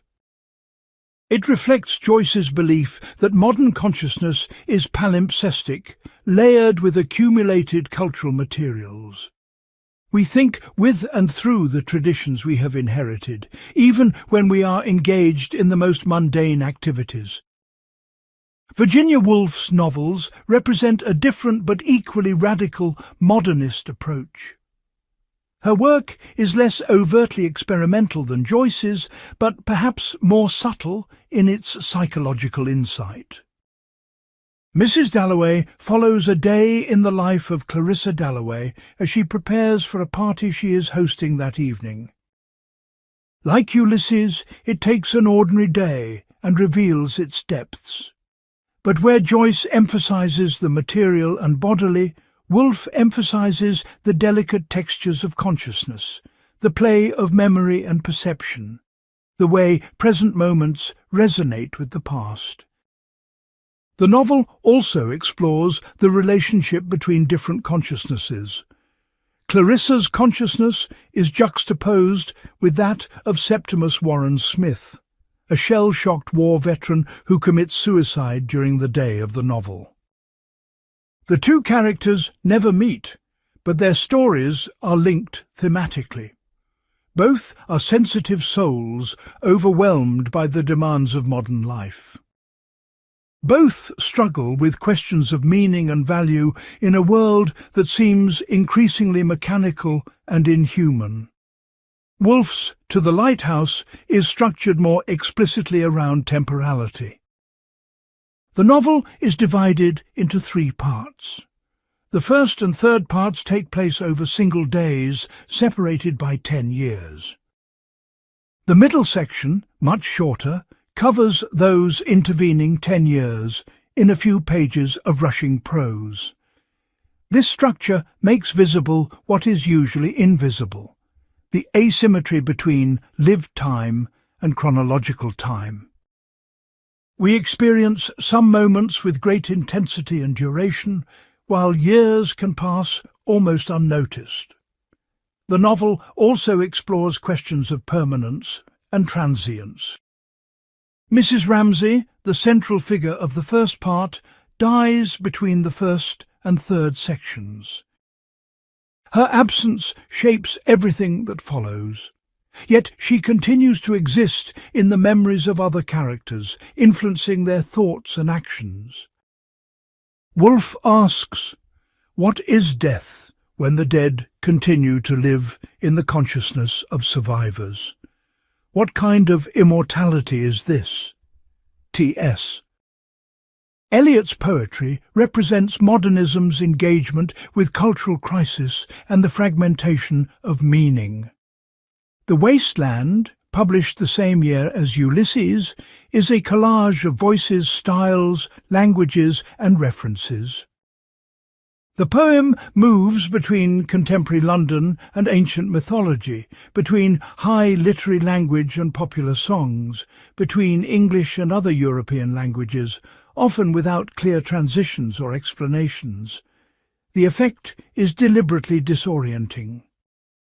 Eliot wants readers to experience the fragmentation of modern culture, where coherent tradition has collapsed into disconnected fragments.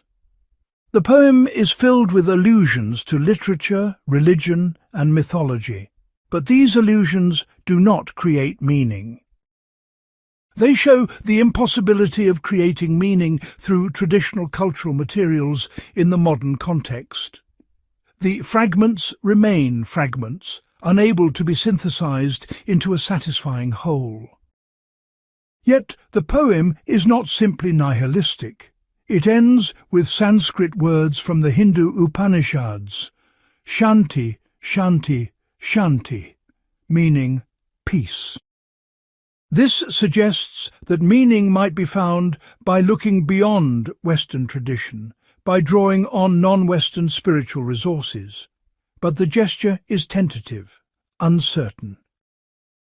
The peace invoked may not be achievable in the modern world. Eliot's later poetry, particularly 4 quartets, explores similar themes with greater serenity and depth. These long meditative poems grapple with time, memory, history, and the possibility of transcendent meaning. They show Eliot moving toward religious faith, specifically Anglo-Catholicism, as a response to the nihilism he had diagnosed in The Wasteland. Whether this move represents a solution or an evasion of the problems modernism raised remains debatable. Franz Kafka's fiction represents another dimension of modernist literature. His novels and stories depict worlds that are recognizably modern, yet nightmarishly distorted. In The Trial, Joseph K. is arrested for an unnamed crime and must navigate an incomprehensible legal system that ultimately executes him without ever revealing his offence. In the castle, a land surveyor arrives in a village dominated by a distant castle and spends the entire novel trying unsuccessfully to gain admission to the castle authorities. These works can be read as allegories of modern life, where individuals are subject to vast bureaucratic systems they do not understand and cannot control. The systems operate according to their own opaque logic, indifferent to individual needs or justice. Authority is distant, inaccessible, arbitrary. Meaning is withheld. This was Kafka's vision of modernity, a world of alienation and absurdity, where rational understanding is impossible and human dignity is under constant threat. In the visual arts, modernism began with Impressionism and Post-Impressionism in the late 19th century, then exploded into multiple movements in the early 20th century.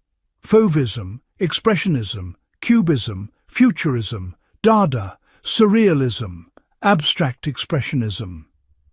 Each of these movements represented different responses to the crisis of representation that photography had precipitated, and that modernity demanded.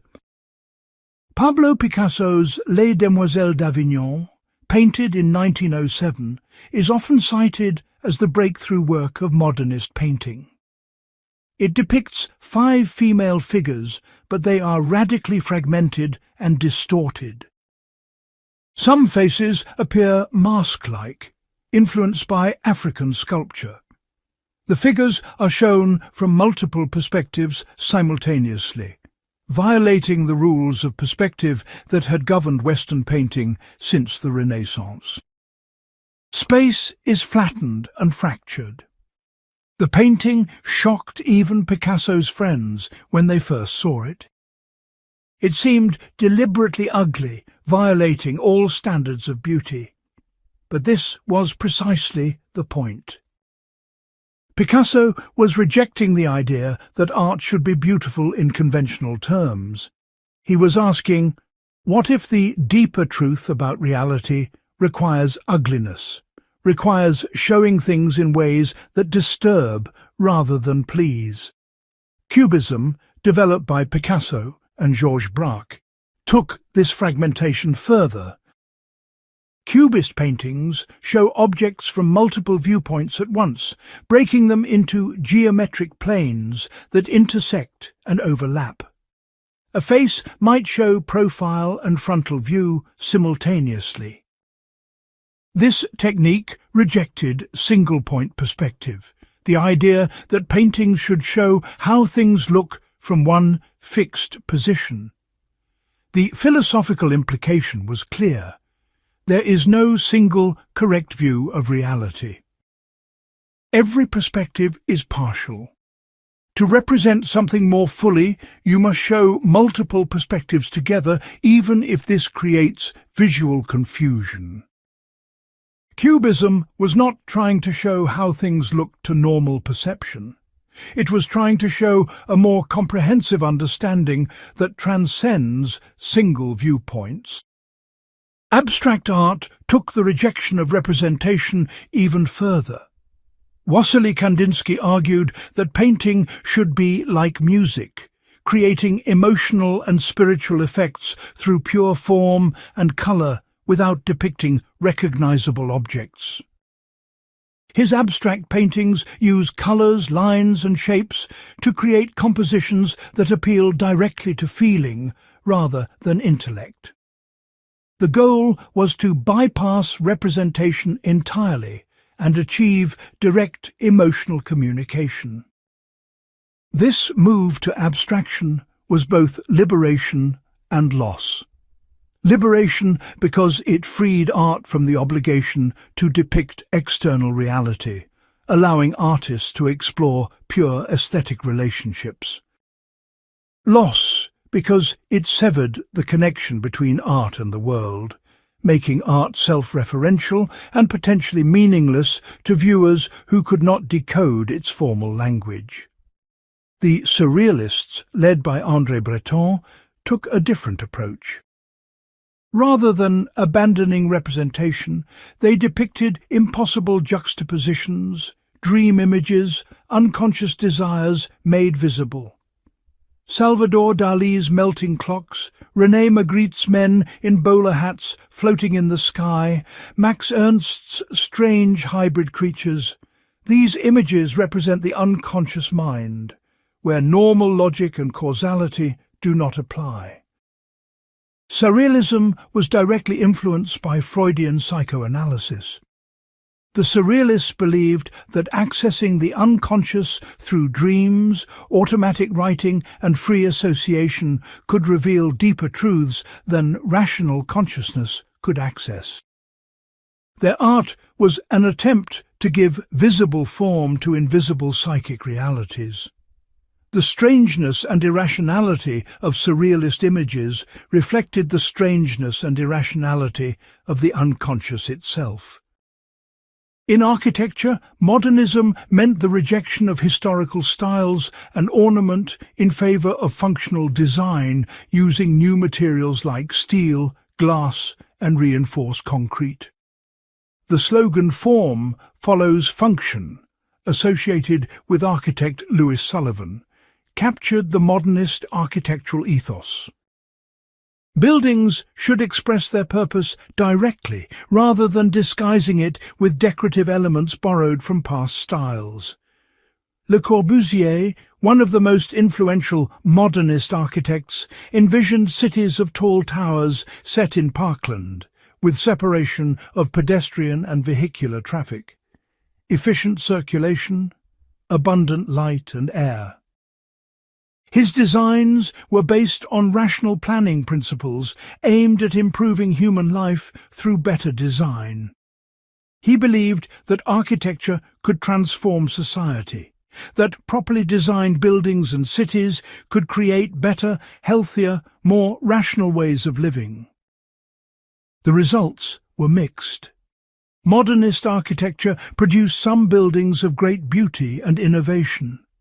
Mies van der Rohe's Barcelona Pavilion with its elegant proportions and flowing space. Frank Lloyd Wright's Falling Water with its dramatic integration of building and landscape. But modernist urban planning also produced soulless housing projects and dead urban spaces, demonstrating that functional efficiency does not automatically create livable environments. The rejection of ornament and historical reference meant that modernist buildings often looked austere, even harsh. Critics complained that they lacked human scale, warmth, connection to place and tradition. The international style, as modernist architecture came to be called, could be built anywhere, making everywhere look the same. This universalism was both strength and weakness. Strength because it transcended provincial particularism. Weakness because it destroyed local identity and character. In music, modernism involved the breakdown of tonality and conventional harmonic structure. Arnold Schoenberg developed the 12-tone technique, treating all 12 notes of the chromatic scale as equal rather than organizing them hierarchically around a tonic key. This created music that sounded strange and dissonant to ears trained on tonal music. Schoenberg argued that tonality had been exhausted, that composers needed new organizing principles to continue developing music. Igor Stravinsky's The Rite of Spring, premiered in 1913, caused a riot at its first performance. The music used primitive rhythms, harsh dissonances, and irregular meters to depict a pagan ritual culminating in human sacrifice. It violated all expectations of what ballet music should sound like: elegant, melodic, rhythmically regular. Instead, it was brutal, jarring, deliberately savage. The riot at the premiere revealed how shocking modernist art could be. Audiences were not just puzzled or uninterested. They were actively offended, feeling that their deepest aesthetic and moral values were being attacked. This was not accidental. Modernists wanted to shock, to force people out of complacent acceptance of conventional ideas. The shock was meant to be productive, to open up new possibilities of perception and thought. These manifestations across literature, visual art, architecture and music shared common features. They all involved formal experimentation, rejection of conventional representation, emphasis on subjective experience, engagement with unconscious and irrational dimensions of mind, and willingness to be difficult or obscure in pursuit of deeper truths. They all responded to the same historical crisis, the sense that traditional forms were inadequate to modern experience. But they also revealed the limitations and contradictions of modernism. The difficulty and obscurity that modernism embraced made its works inaccessible to most people. The rejection of conventional beauty often produced art that seemed merely ugly or incoherent. The emphasis on subjective experience could become self-indulgent. The break with tradition could lead to rootlessness and nihilism. These problems would eventually provoke both internal critique and external reaction against modernism, issues we will explore in subsequent parts. Part 6. Where Modernism Failed. No intellectual movement, however revolutionary or influential, is without failures and blind spots. Modernism's failures are particularly instructive because they reveal tensions and contradictions inherent in the project itself. To understand modernism fully requires confronting where it went wrong, where its ambitions exceeded its grasp, where its principles led to outcomes its practitioners did not intend or could not justify. This is not a matter of pointing out minor flaws in an otherwise successful enterprise. These are fundamental failures that compromise core modernist claims and reveal deep problems in modernist assumptions. The most obvious failure was elitism. Modernism created art that was deliberately inaccessible to ordinary people. This was not accidental or incidental. It was built into the modernist project. Modernists believed that serious art should be difficult, that it should require effort, education, and cultural sophistication to understand. They despised easy pleasures and popular entertainment. They believed that most people had debased taste and that catering to mass audiences meant compromising artistic integrity. This elitism had multiple dimensions. First, there was intellectual elitism. Modernist works assumed readers or viewers with extensive cultural knowledge. To understand the wasteland, you need to recognize allusions to Shakespeare, Dante, the Upanishads, Wagner, Augustine, and dozens of other sources. To appreciate Ulysses requires knowledge of Homer, Catholic theology, Irish history, and much more.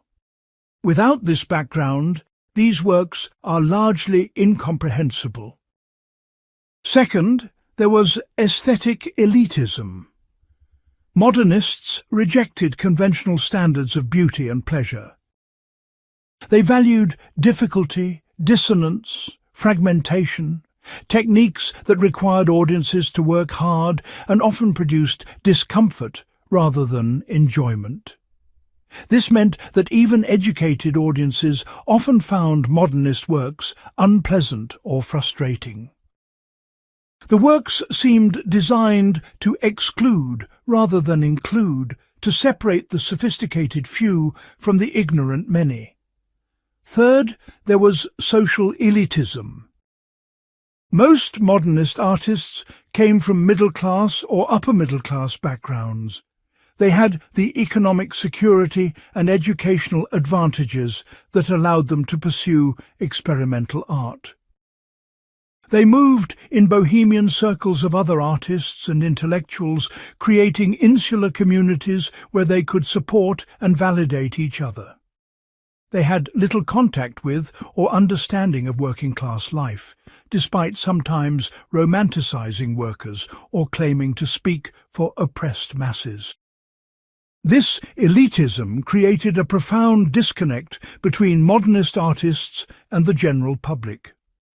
Modernist works were read and admired by small audiences of other intellectuals and artists, but they had little impact on how most people actually lived or thought. The avant-garde became a self-enclosed world, producing art for itself rather than for society. This contradicted modernist claims to be revealing fundamental truths about modern existence. If these truths were truly fundamental, why could they only be understood by a tiny, educated elite? The defenders of modernist elitism argued that difficulty was necessary for several reasons. First, reality itself is complex, and representing it truthfully requires complex forms that cannot be immediately grasped. Second, easy art panders to existing prejudices rather than challenging them. Third, the effort required to understand difficult art is itself valuable, forcing audiences to think rather than passively consume. Fourth, not all human activities need to be equally accessible to everyone. We accept that higher mathematics or theoretical physics requires specialized training, so why not art? These defenses are not without merit, but they do not fully answer the charge. The issue is not whether some art should be challenging. The issue is whether modernism's particular form of difficulty served its stated purposes or became an end in itself, a way of maintaining cultural distinction and superiority. When difficulty functions primarily to separate insiders from outsiders, when it becomes a marker of class and education rather than a necessary response to complexity, it has ceased to be intellectually justified and become merely exclusionary. A related failure was modernism's inadequate engagement with political and social reality. Despite emerging from profound social transformations and crisis, much modernist art turned inward, focusing on consciousness, aesthetics, and personal experience while neglecting material conditions and collective action. This retreat from social engagement had multiple causes and manifestations.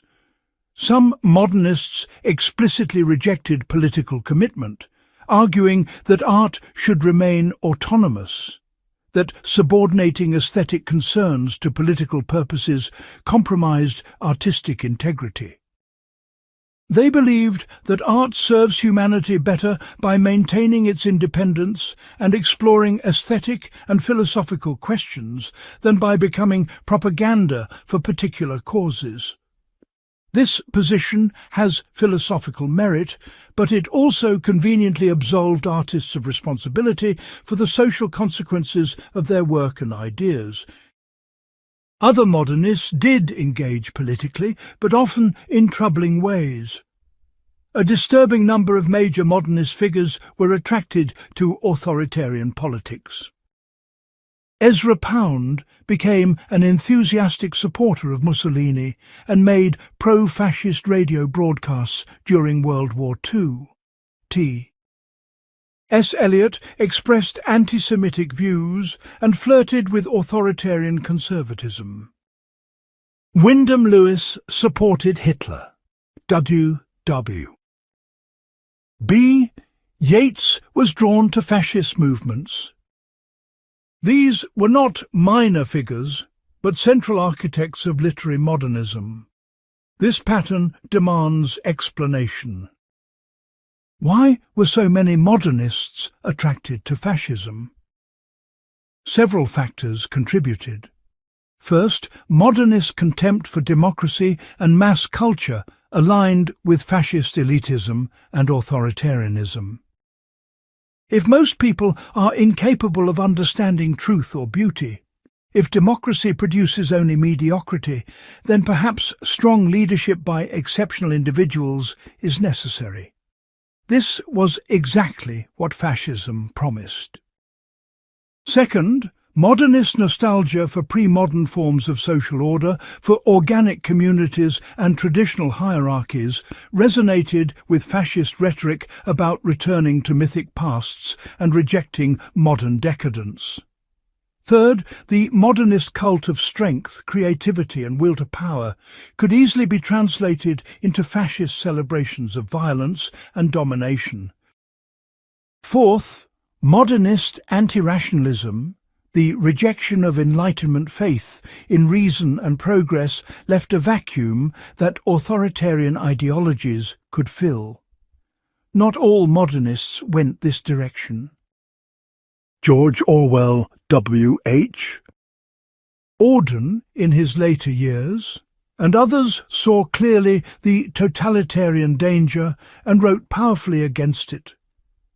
But the fact that so many did embrace or sympathize with fascism reveals something troubling about modernist thought. The combination of elitism, anti-democratic sentiment, nostalgia for hierarchy, and celebration of irrational will created preconditions for authoritarian politics, even when individual artists did not intend this outcome. Another failure was modernism's treatment of gender.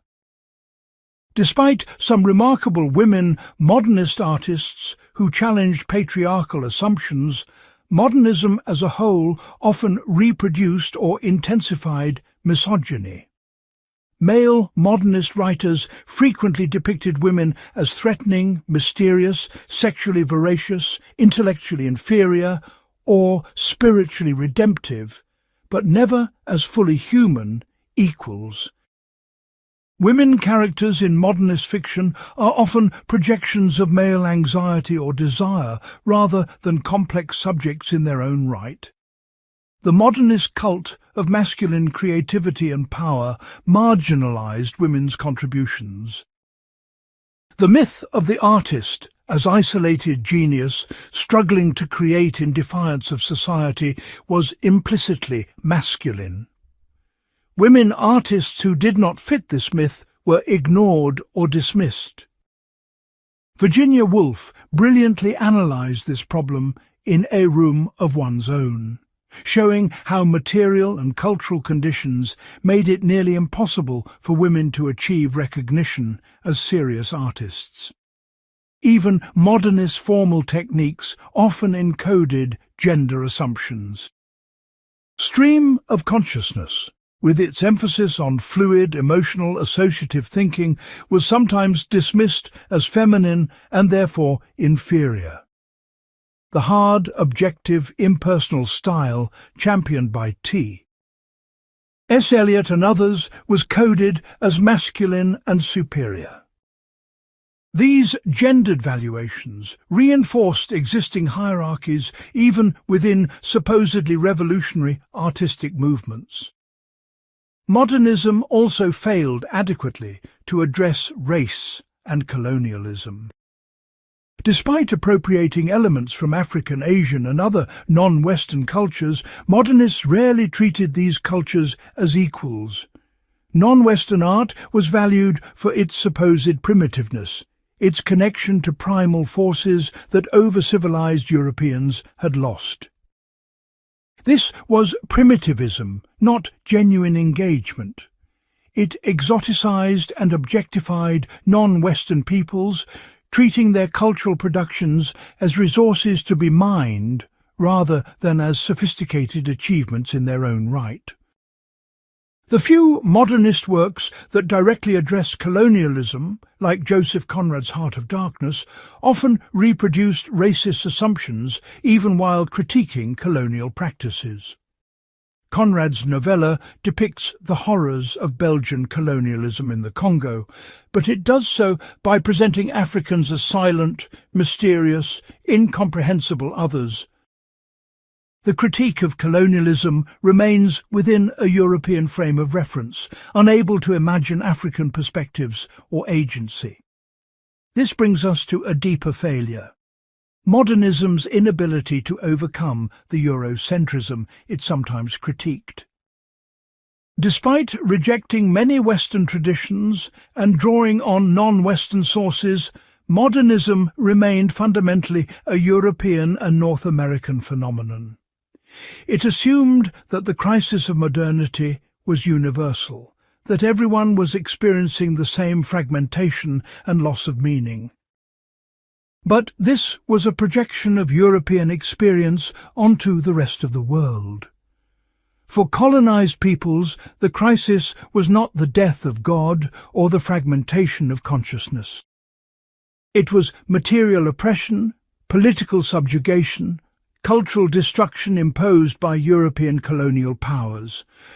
Modernist concerns about the inadequacy of language or the impossibility of objective representation must have seemed absurdly self-indulgent to people facing poverty, violence, and the theft of their lands and resources. Modernism's focus on aesthetic and philosophical problems reflected the luxury of relatively privileged positions. Another significant failure was modernism's relationship to technology and industrialization. Modernists were profoundly ambivalent about technology, both fascinated and repelled by it. Some movements, like Italian futurism, celebrated technology and speed, advocating the destruction of the past and embracing the machine age. But this celebration often had troubling implications, glorifying violence and war as forms of technological achievement and social purification. Other modernists were more critical, seeing technology as dehumanizing, as reducing humans to mechanical functions. But this critique rarely developed into serious analysis of how technology actually operates in capitalist society, how it is shaped by social relations and economic imperatives rather than being autonomous force. Modernists tended to treat technology as fate, as an impersonal force transforming society, rather than as something produced by human decisions that could be challenged and changed. This political and economic naivety was a broader modernist failing. Despite emerging from the devastation of World War I and the economic crises of the 1920s and 30s, modernism produced little serious engagement with capitalism as a system. There were Marxist critics and artists, but they were often marginal to mainstream modernism. The focus on consciousness, aesthetics, and individual experience meant that structural economic analysis was largely absent. When modernists did engage with economics, it was often in reactionary ways, nostalgic for pre-modern economic arrangements or advocating corporatist alternatives to both capitalism and socialism. Pound's economic views, such as they were, combined conspiracy theories about banking with incoherent proposals for monetary reform. This was not serious political economy. It was aestheticized politics, treating economic questions as extensions of cultural and artistic concerns. Perhaps the deepest failure of modernism was its inability to resolve the problem it diagnosed. Modernism brilliantly articulated the crisis of meaning in modern life, the collapse of traditional sources of value and purpose. But it could not provide convincing alternatives. The various solutions modernists proposed, aesthetic creation as its own justification, return to religious faith, embrace of authoritarian politics, retreat into private consciousness, none of these resolved the fundamental problem. Aesthetic autonomy, the idea that art creates its own values independent of external purposes, could not bear the weight modernism placed on it. If nothing matters except what we choose to value, if there are no objective grounds for judgment, then why should we value difficult art over easy entertainment? Why is Joyce better than popular fiction, except that sophisticated people say so? The claim that aesthetic value is self-evident could not be sustained when most people evidently did not perceive it. The return to religious faith that some modernists embraced seemed like an evasion rather than solution. Having accepted that religious worldviews are human constructions rather than objective truths, having subjected religious claims to devastating critique, simply deciding to believe anyway appears intellectually dishonest. Eliot's conversion to Anglo-Catholicism resolved his personal crisis but did not address the philosophical problems he had raised. It was a leap of faith that others could not be expected to make. The authoritarian political solutions were moral disasters that discredited those who pursued them. And retreat into private consciousness left the social world unchallenged, accepting alienation and fragmentation as inevitable rather than fighting to transform the conditions that produced them. Modernism also failed to create sustainable communities or institutions. The avant-garde movements were inherently unstable, held together by charismatic leaders and shared opposition to convention. They fractured into competing factions, with former allies denouncing each other. The little magazines and galleries that supported modernist work were chronically underfunded and short-lived. There was no mechanism for transmitting modernist practices to new generations except through universities, which modernists generally despised as bastions of conventional thinking. This institutional fragility meant that modernism could not consolidate its achievements or build on them systematically. Each artist or movement had to start over, rejecting not just tradition, but also immediate predecessors. The imperative to make it new, to be original and innovative, meant that modernism was constantly overthrowing itself. This created exciting dynamism, but also exhausting instability and lack of cumulative progress. The problem of communication was another failure. If modernist techniques succeed in representing consciousness and reality more truthfully than conventional forms, why do most people find them incomprehensible? Either the techniques fail to communicate, in which case they are aesthetic dead ends, or most people lack the capacity to understand them, in which case modernism has given up on speaking to humanity as a whole. Neither conclusion is satisfactory. Some modernists acknowledged this problem but had no solution. They hoped that over time, as audiences became educated in modernist techniques, the communication gap would close. This happened to some degree. Works that shocked initial audiences became canonical, taught in universities, absorbed into high culture. But this absorption often meant domestication, the neutralizing of modernist radicalism by treating it as just another period style to be studied rather than a living challenge. There was also the problem of what came after. Modernism defined itself through negation and opposition.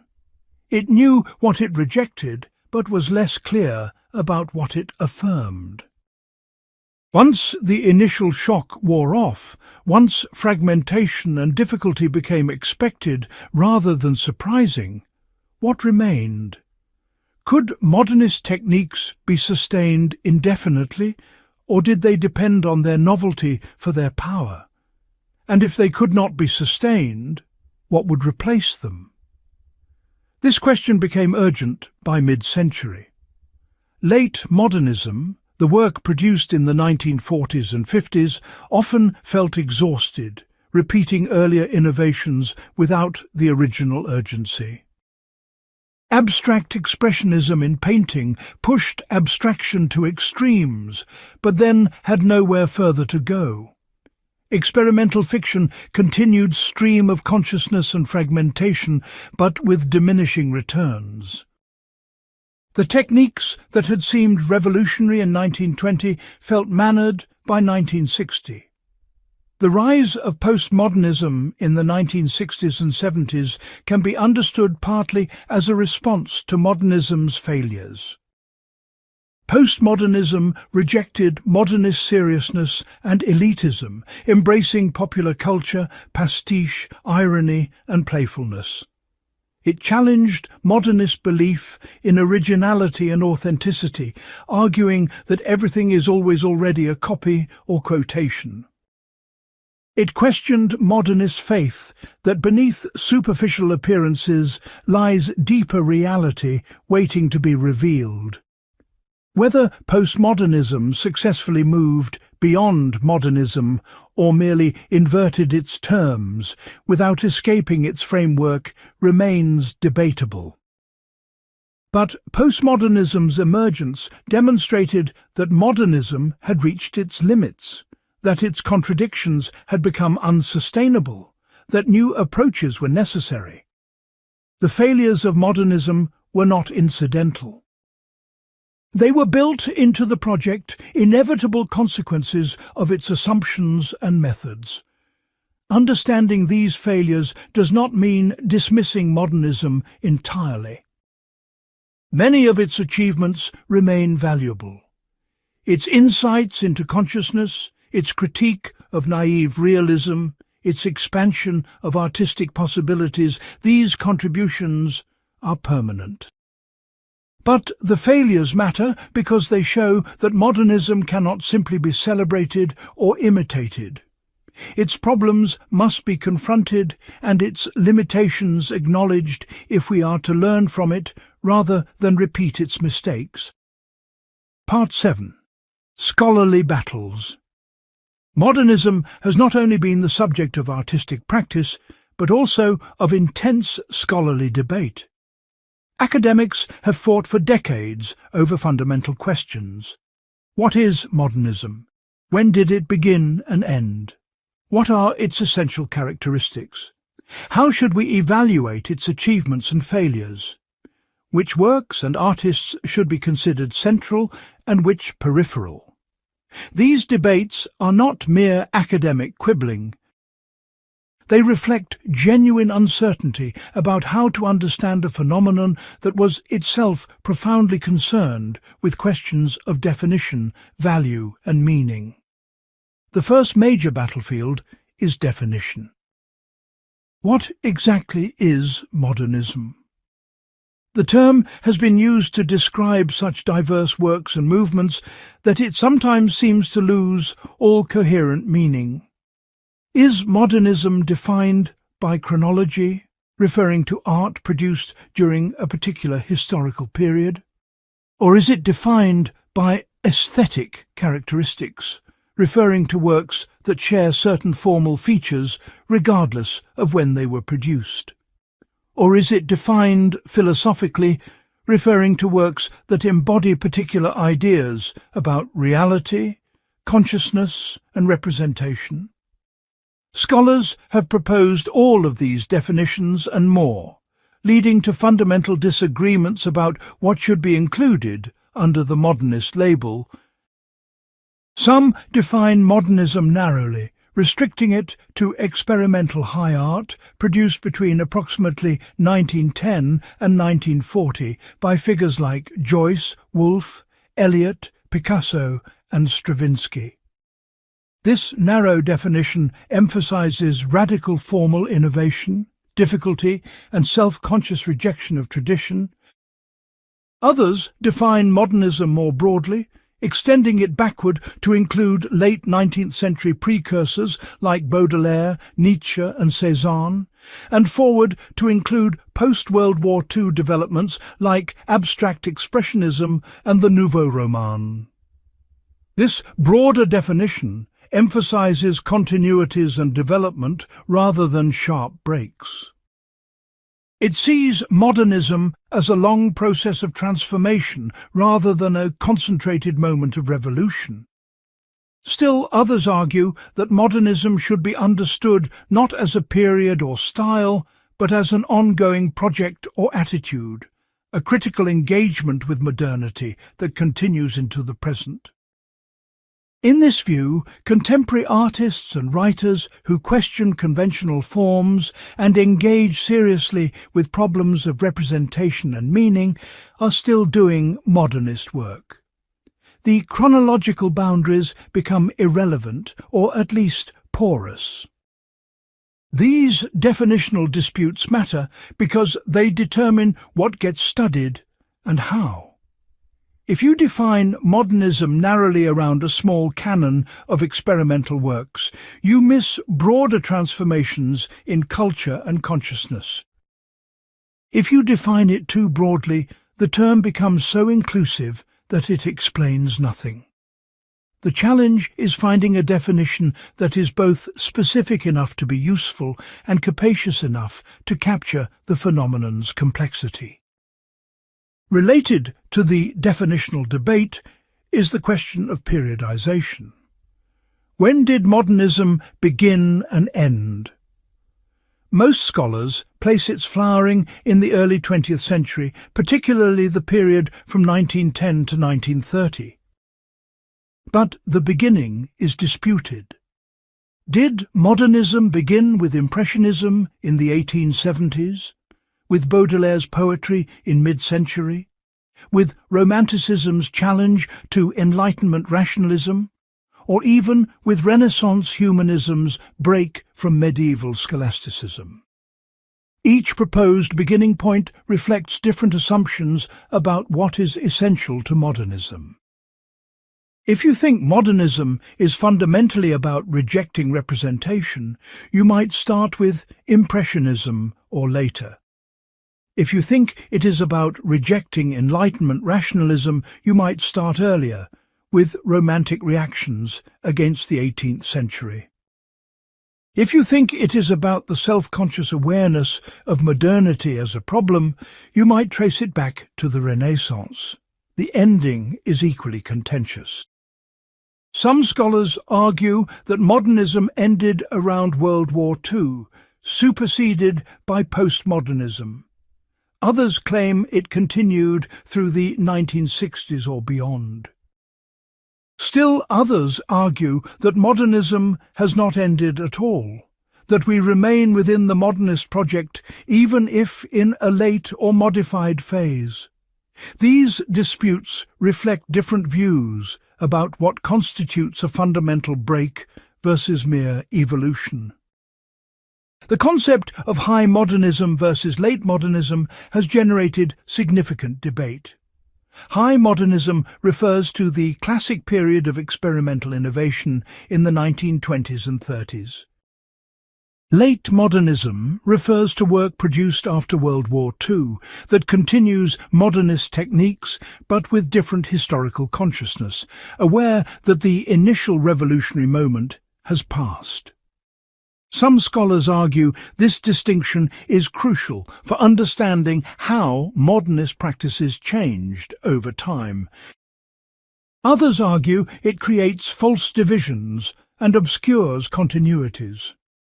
An even more contentious issue is the relationship between modernism and postmodernism.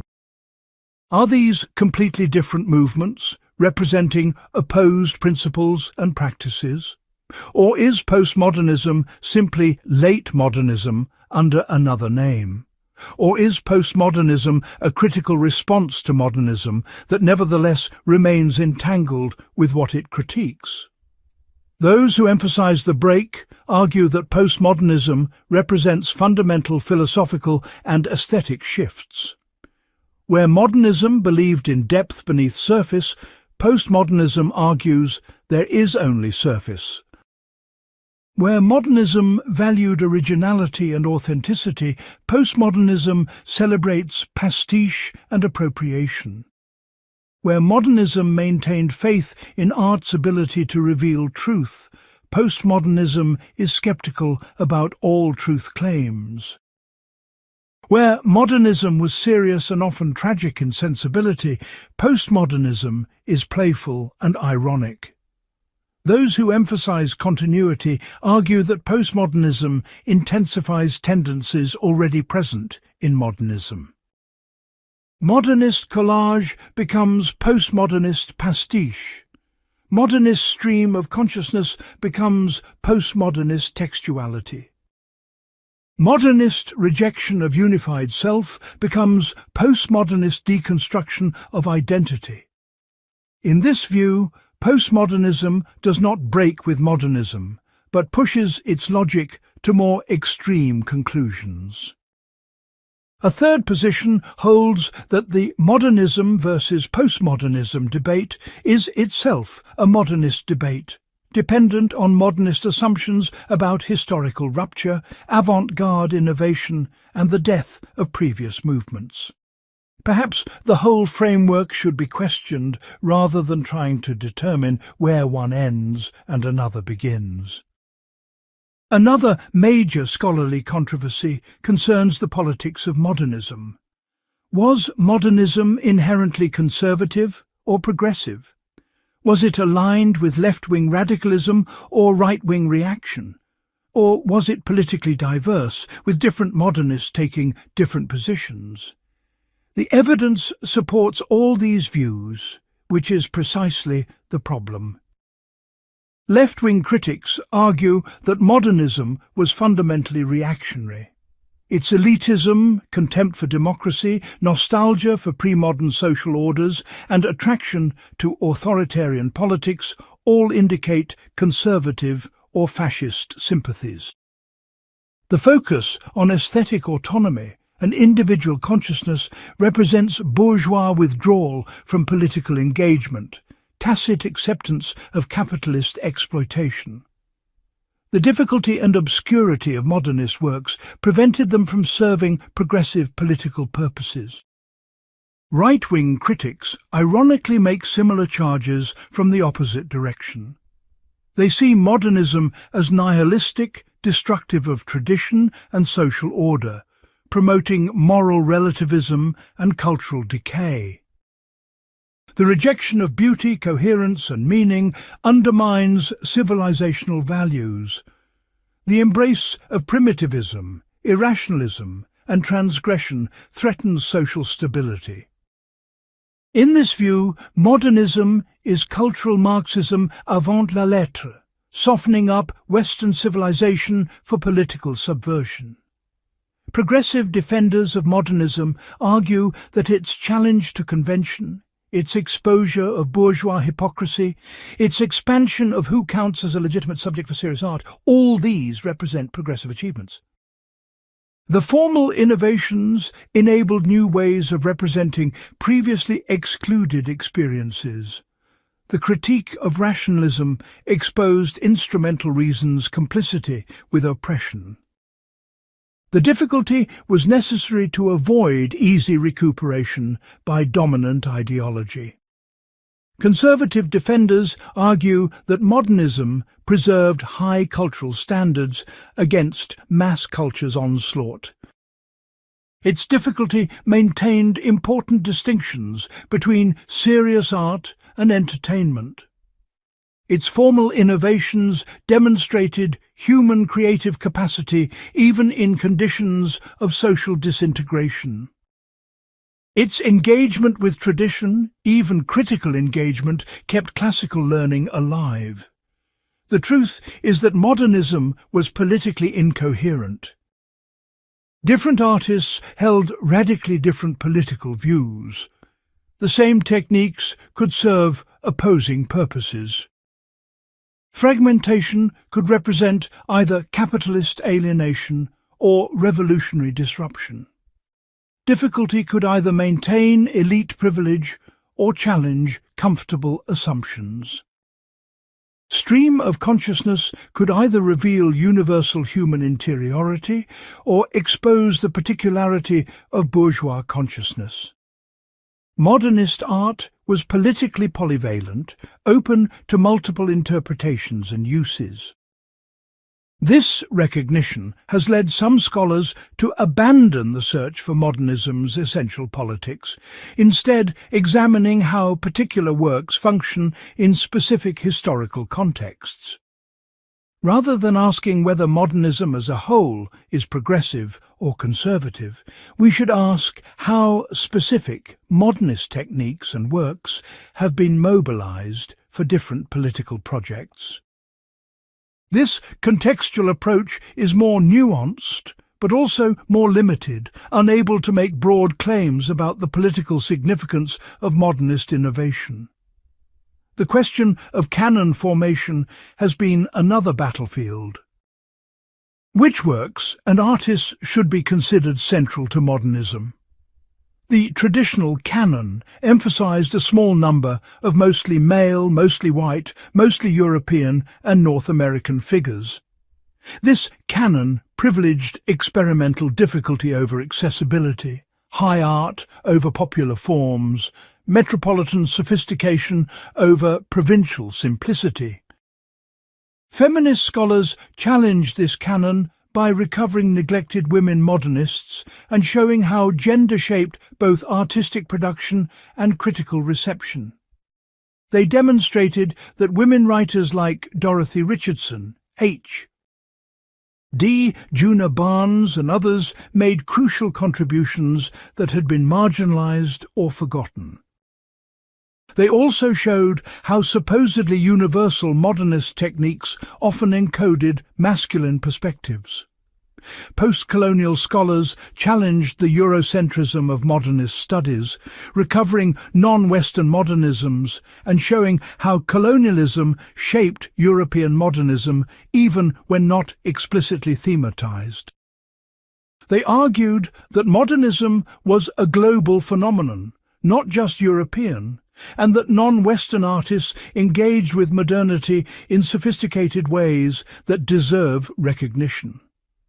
The traditional focus on London, Paris and New York obscured vibrant modernist movements in Latin America, Africa and Asia.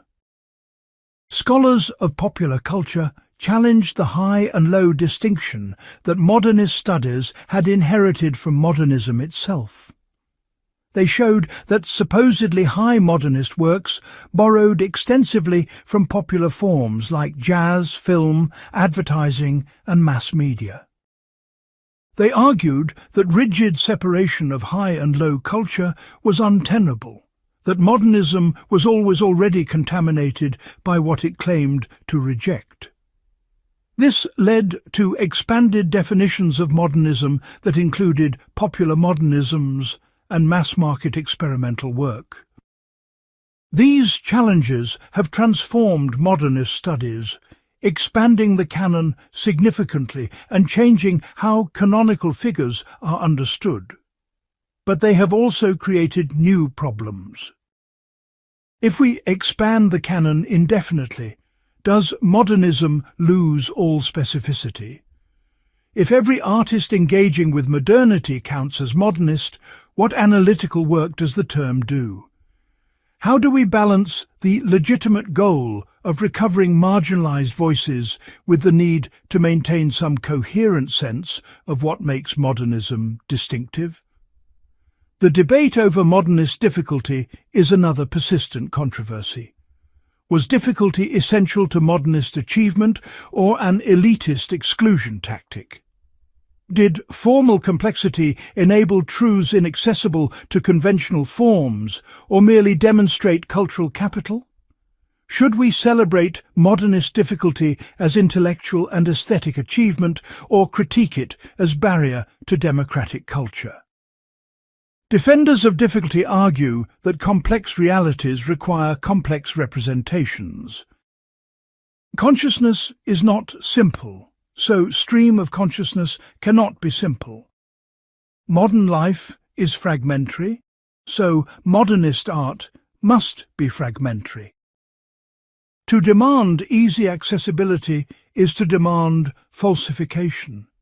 Moreover, the effort required to understand difficult works produces unique satisfactions and insights that easy works cannot provide.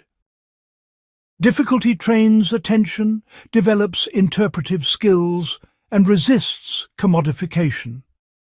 Critics argue that difficulty often serves no purpose beyond demonstrating sophistication. Much modernist obscurity results from private associations, specialized knowledge requirements, and deliberately cryptic techniques that prevent communication rather than enabling deeper understanding. The claim that reality itself requires such difficulty is question-begging. Reality is available to ordinary perception and can be represented in accessible ways. The cult of difficulty maintains class distinctions and professional expertise rather than serving genuine aesthetic or cognitive purposes. A middle position acknowledges that some difficulty is justified while some is not. The challenge is distinguishing necessary complexity from unnecessary obscurity. This requires case-by-case judgment rather than blanket defences or condemnations of difficulty. It also requires attention to who is excluded by difficulty and whether that exclusion serves legitimate purposes or merely reproduces privilege. The question of modernism's relationship to the market has generated significant scholarly attention. Modernists often presented themselves as opposed to commercialism, creating art for its own sake rather than for profit. They contrasted their integrity with the prostitution of popular artists who gave audiences what they wanted. But this anti-commercial stance was always compromised. Modernist artists needed income. They depended on galleries, publishers, and patrons. They developed markets for their work, even if small and specialized markets. Some scholars argue that modernism's difficulty was actually a market strategy, creating scarcity and distinction that enhanced value. By making their work inaccessible to mass audiences, modernists created niche markets where cultural capital could be traded. The difficulty was not opposition to the market, but a particular form of market positioning. This cynical interpretation challenges modernist self-understanding, but may capture something true about how modernist art functioned economically. Others argue that modernism genuinely attempted to resist commodification, even if imperfectly. The refusal of easy pleasure, the rejection of entertainment value, the creation of works that could not be passively consumed, these represented real opposition to market logic, even if modernist artists could not entirely escape market conditions. The tension between aesthetical autonomy and economic necessity was real and shaped modernist practice in complex ways. The debate over modernism's universalism versus particularism reflects fundamental philosophical tensions. Did modernism reveal universal truths about human consciousness and modern experience? Or did it express particular perspectives falsely presented as universal? The answer matters for how we evaluate modernist claims and whether we see modernist techniques as having ongoing validity. Universalist interpretations argue that beneath cultural differences, human consciousness works similarly. Stream of consciousness techniques reveal this universal structure. The fragmentation of modern life is experienced by everyone in industrialized societies, regardless of particular identity. Modernist innovations thus have transcultural validity. They are not just European or bourgeois, but human. Particularist interpretations argue that what modernists presented as universal was actually specific to particular class, race, gender, and cultural positions. Stream of consciousness, as practiced by Woolf or Joyce, reflects educated bourgeois interiority, not universal consciousness. The experience of fragmentation differs radically depending on one's social position. Workers experience alienation differently than bohemian artists. Women experience modernity differently than men. Colonized peoples experience modernity differently than colonizers. Modernist universalism erased these differences, falsely generalizing from particular elite experiences. These scholarly battles show that modernism remains contested territory. Even basic questions about what it is, when it happened, what it means, and how it should be evaluated remain unresolved. This persistent controversy is itself significant. It suggests that modernism touched on fundamental questions about art, consciousness, society, and meaning that admit of no easy answers. The debates continue because the problems modernism addressed remain with us, even if modernism's particular responses now seem inadequate. Part 8. The Legacy and Reckoning. More than half a century after modernism's supposed end, we can attempt a reckoning. What survived of this revolutionary movement? What died?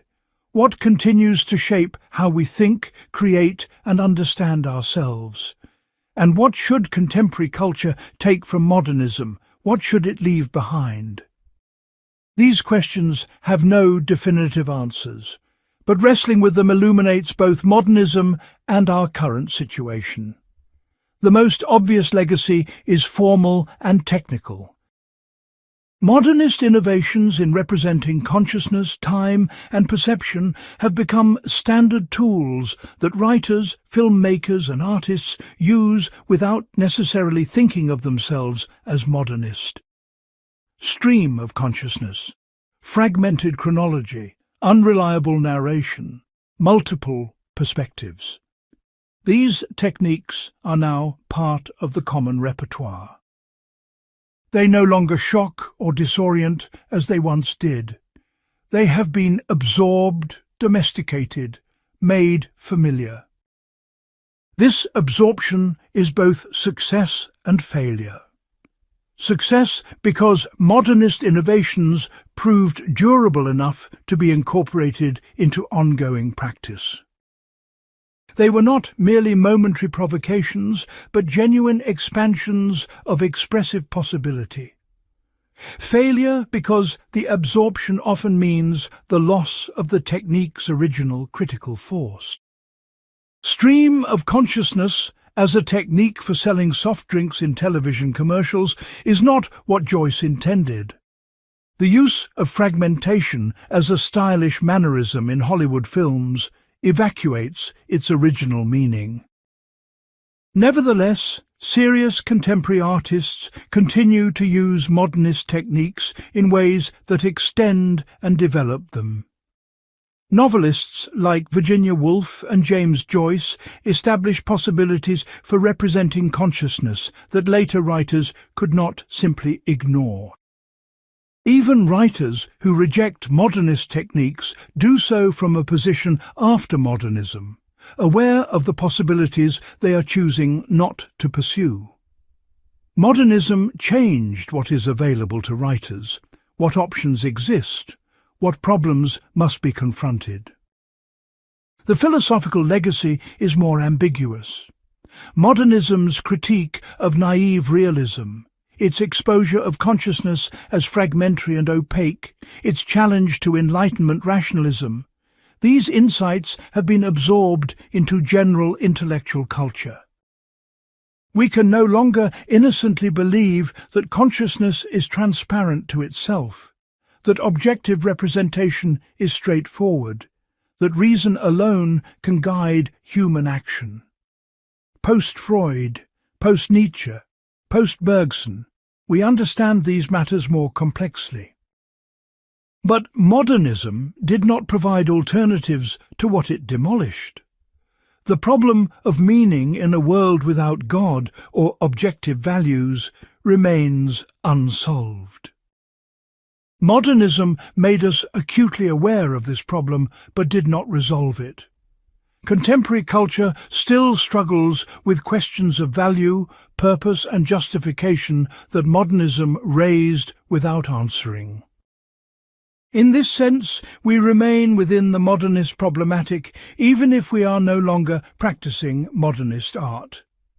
The critique of totality and unified systems that modernism began has been radicalized by postmodernism and contemporary theory. The modernist suspicion of grand narratives, comprehensive explanations, and systematic thinking has become pervasive. We are now highly skeptical of claims to have total understanding or final answers. This skepticism is part of modernism's legacy, though contemporary expressions often go beyond what modernists themselves would have accepted. Modernism's engagement with non-Western cultures, however problematic, opened up awareness of cultural diversity that has continued to expand.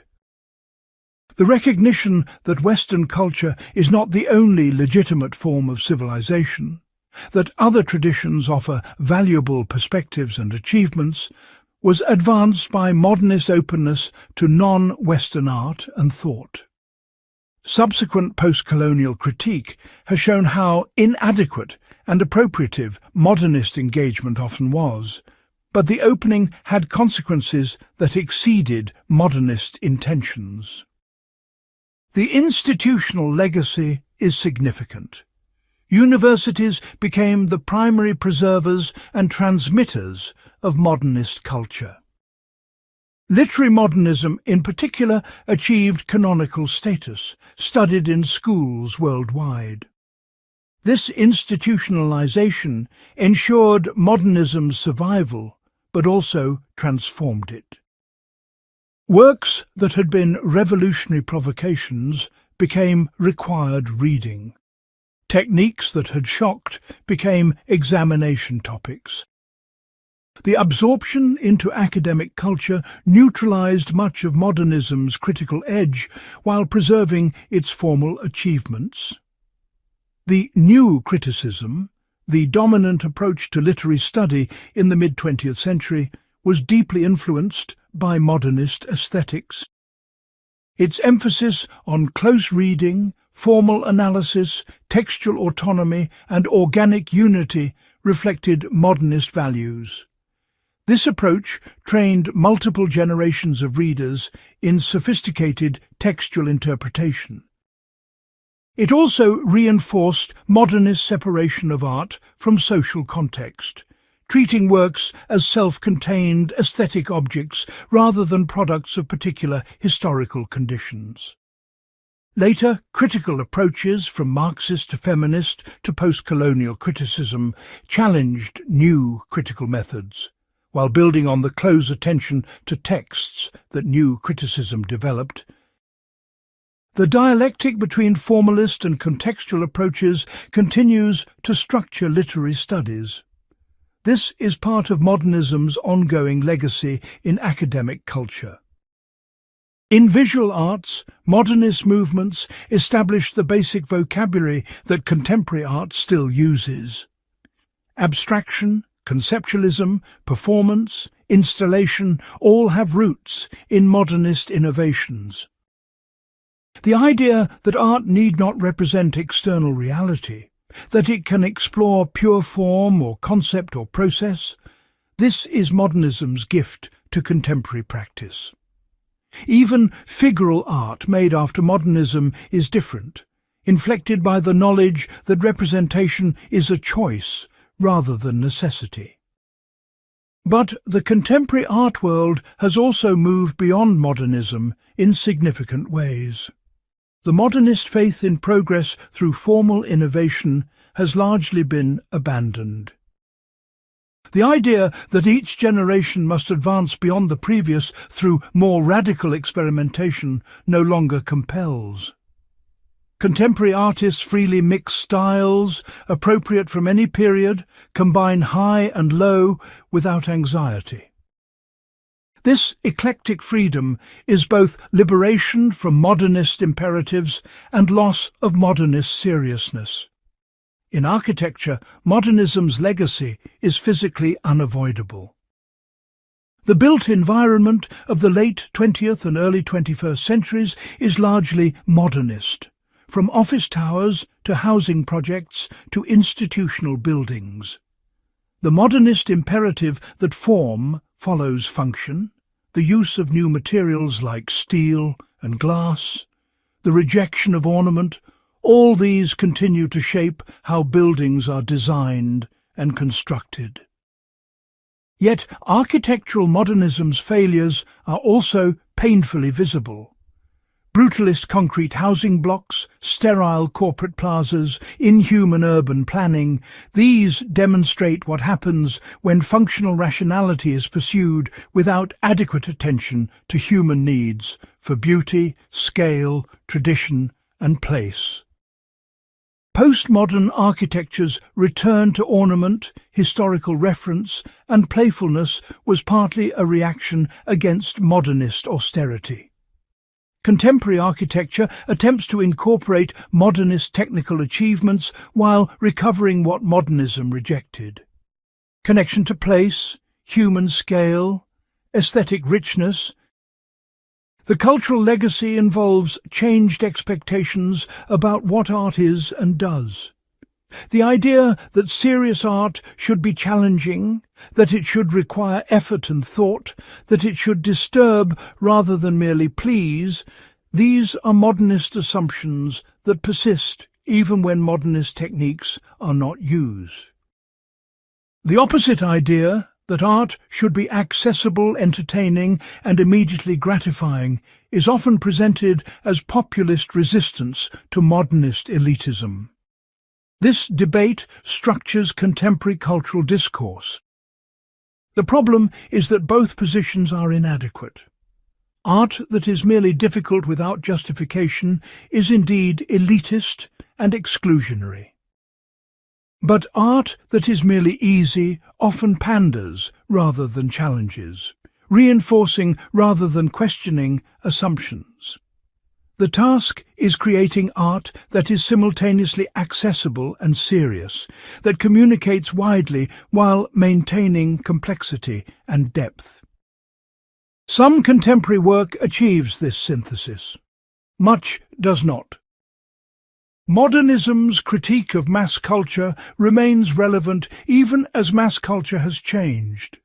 The digital age has created new forms of cultural production and consumption that share some features with the mass culture modernists despised. Standardization, commercial manipulation, passive consumption, superficiality. But digital culture also enables new forms of participation, creativity and connection that complicate simple high and low distinctions. The modernist framework seems inadequate to contemporary conditions, even if some of its concerns remain valid. The psychological legacy involves changed self-understanding. We now take for granted that consciousness is complex, that unconscious processes shape thought and behavior, that memory is reconstructive rather than reproductive, that the self is not a simple unity, but a multiplicity. These insights, which modernism helped articulate and disseminate, have become common sense. We understand ourselves as more complicated, contradictory and mysterious than our pre-modernist ancestors did. But this changed self-understanding has costs as well as benefits. The loss of belief in a stable, unified self can lead to psychological fragmentation and inability to take responsibility for actions. The awareness of unconscious motivation can produce endless self-analysis without resolution. The recognition that identity is constructed can undermine the capacity for commitment and authentic selfhood. Modernism revealed complexities that we cannot unknow, but we are still learning how to live with these revelations. What should contemporary culture take from modernism? First, intellectual honesty. Modernism faced uncomfortable truths about consciousness, society, and meaning rather than clinging to comforting illusions. This honesty is a permanent value. Second, formal ambition. Modernism demonstrated that expanding expressive possibilities requires experimentation and risk. Art that merely repeats familiar forms cannot reveal new aspects of reality or consciousness. Third, seriousness about meaning.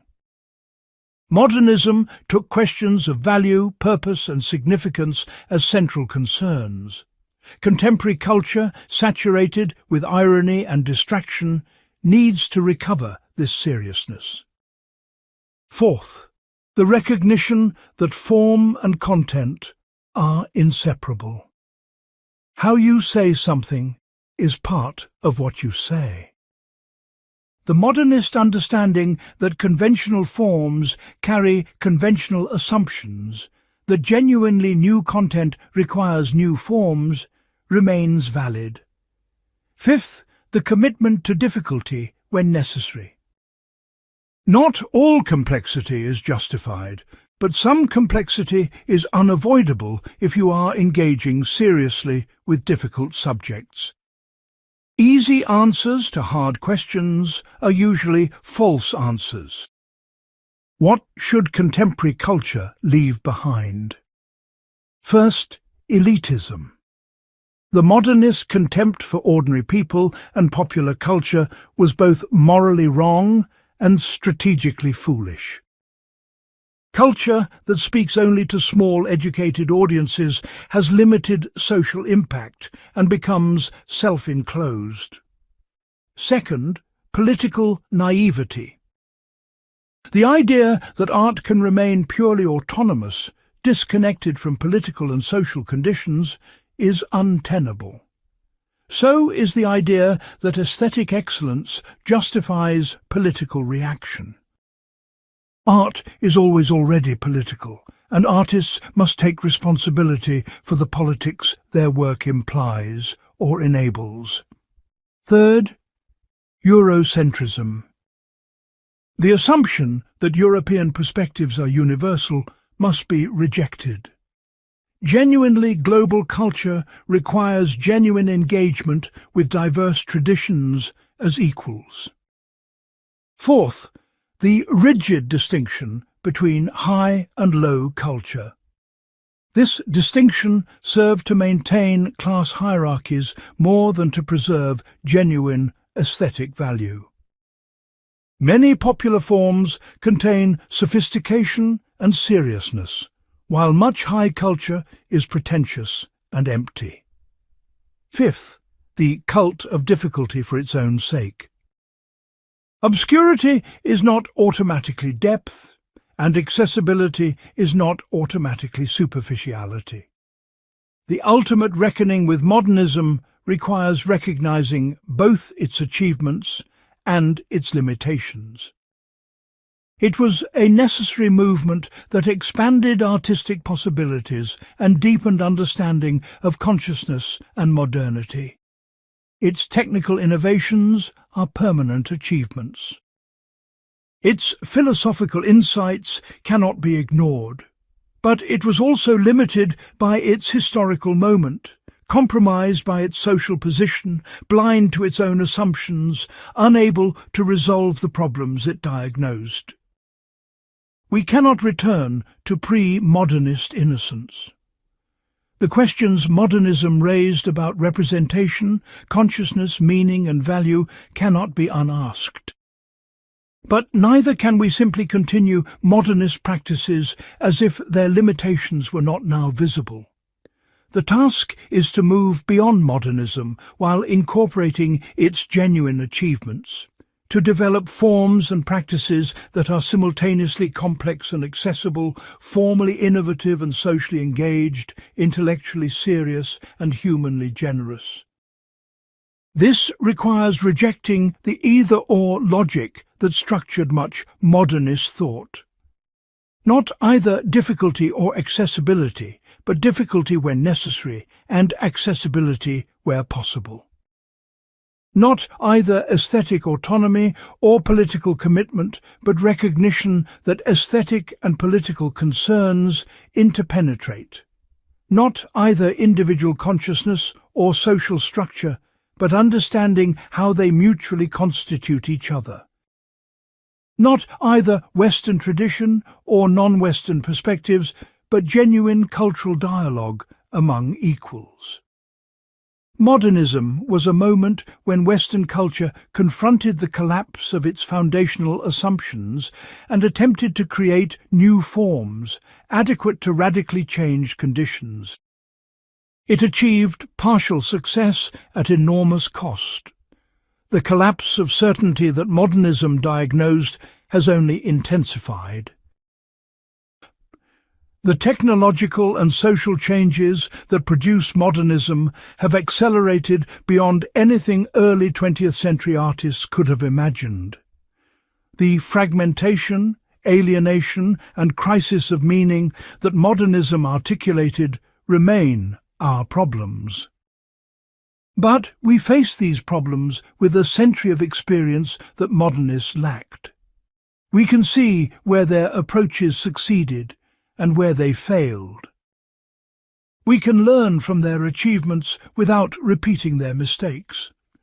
We can honour their intellectual courage while rejecting their elitism, admire their formal innovations while questioning their political blindness, appreciate their depth while seeking greater accessibility. This is the legacy and reckoning with modernism. Neither wholesale rejection nor uncritical celebration, but discriminating engagement that takes what remains valuable while leaving behind what does not. The deepest lesson may be that there are no final solutions to the problems of meaning, value, and representation that modernism confronted. Each generation must engage with these questions anew in its own historical circumstances, with its own resources and limitations. Modernism was one generation's engagement. It produced remarkable achievements and instructive failures. Now the task passes to us. We inherit both the problems and the partial solutions.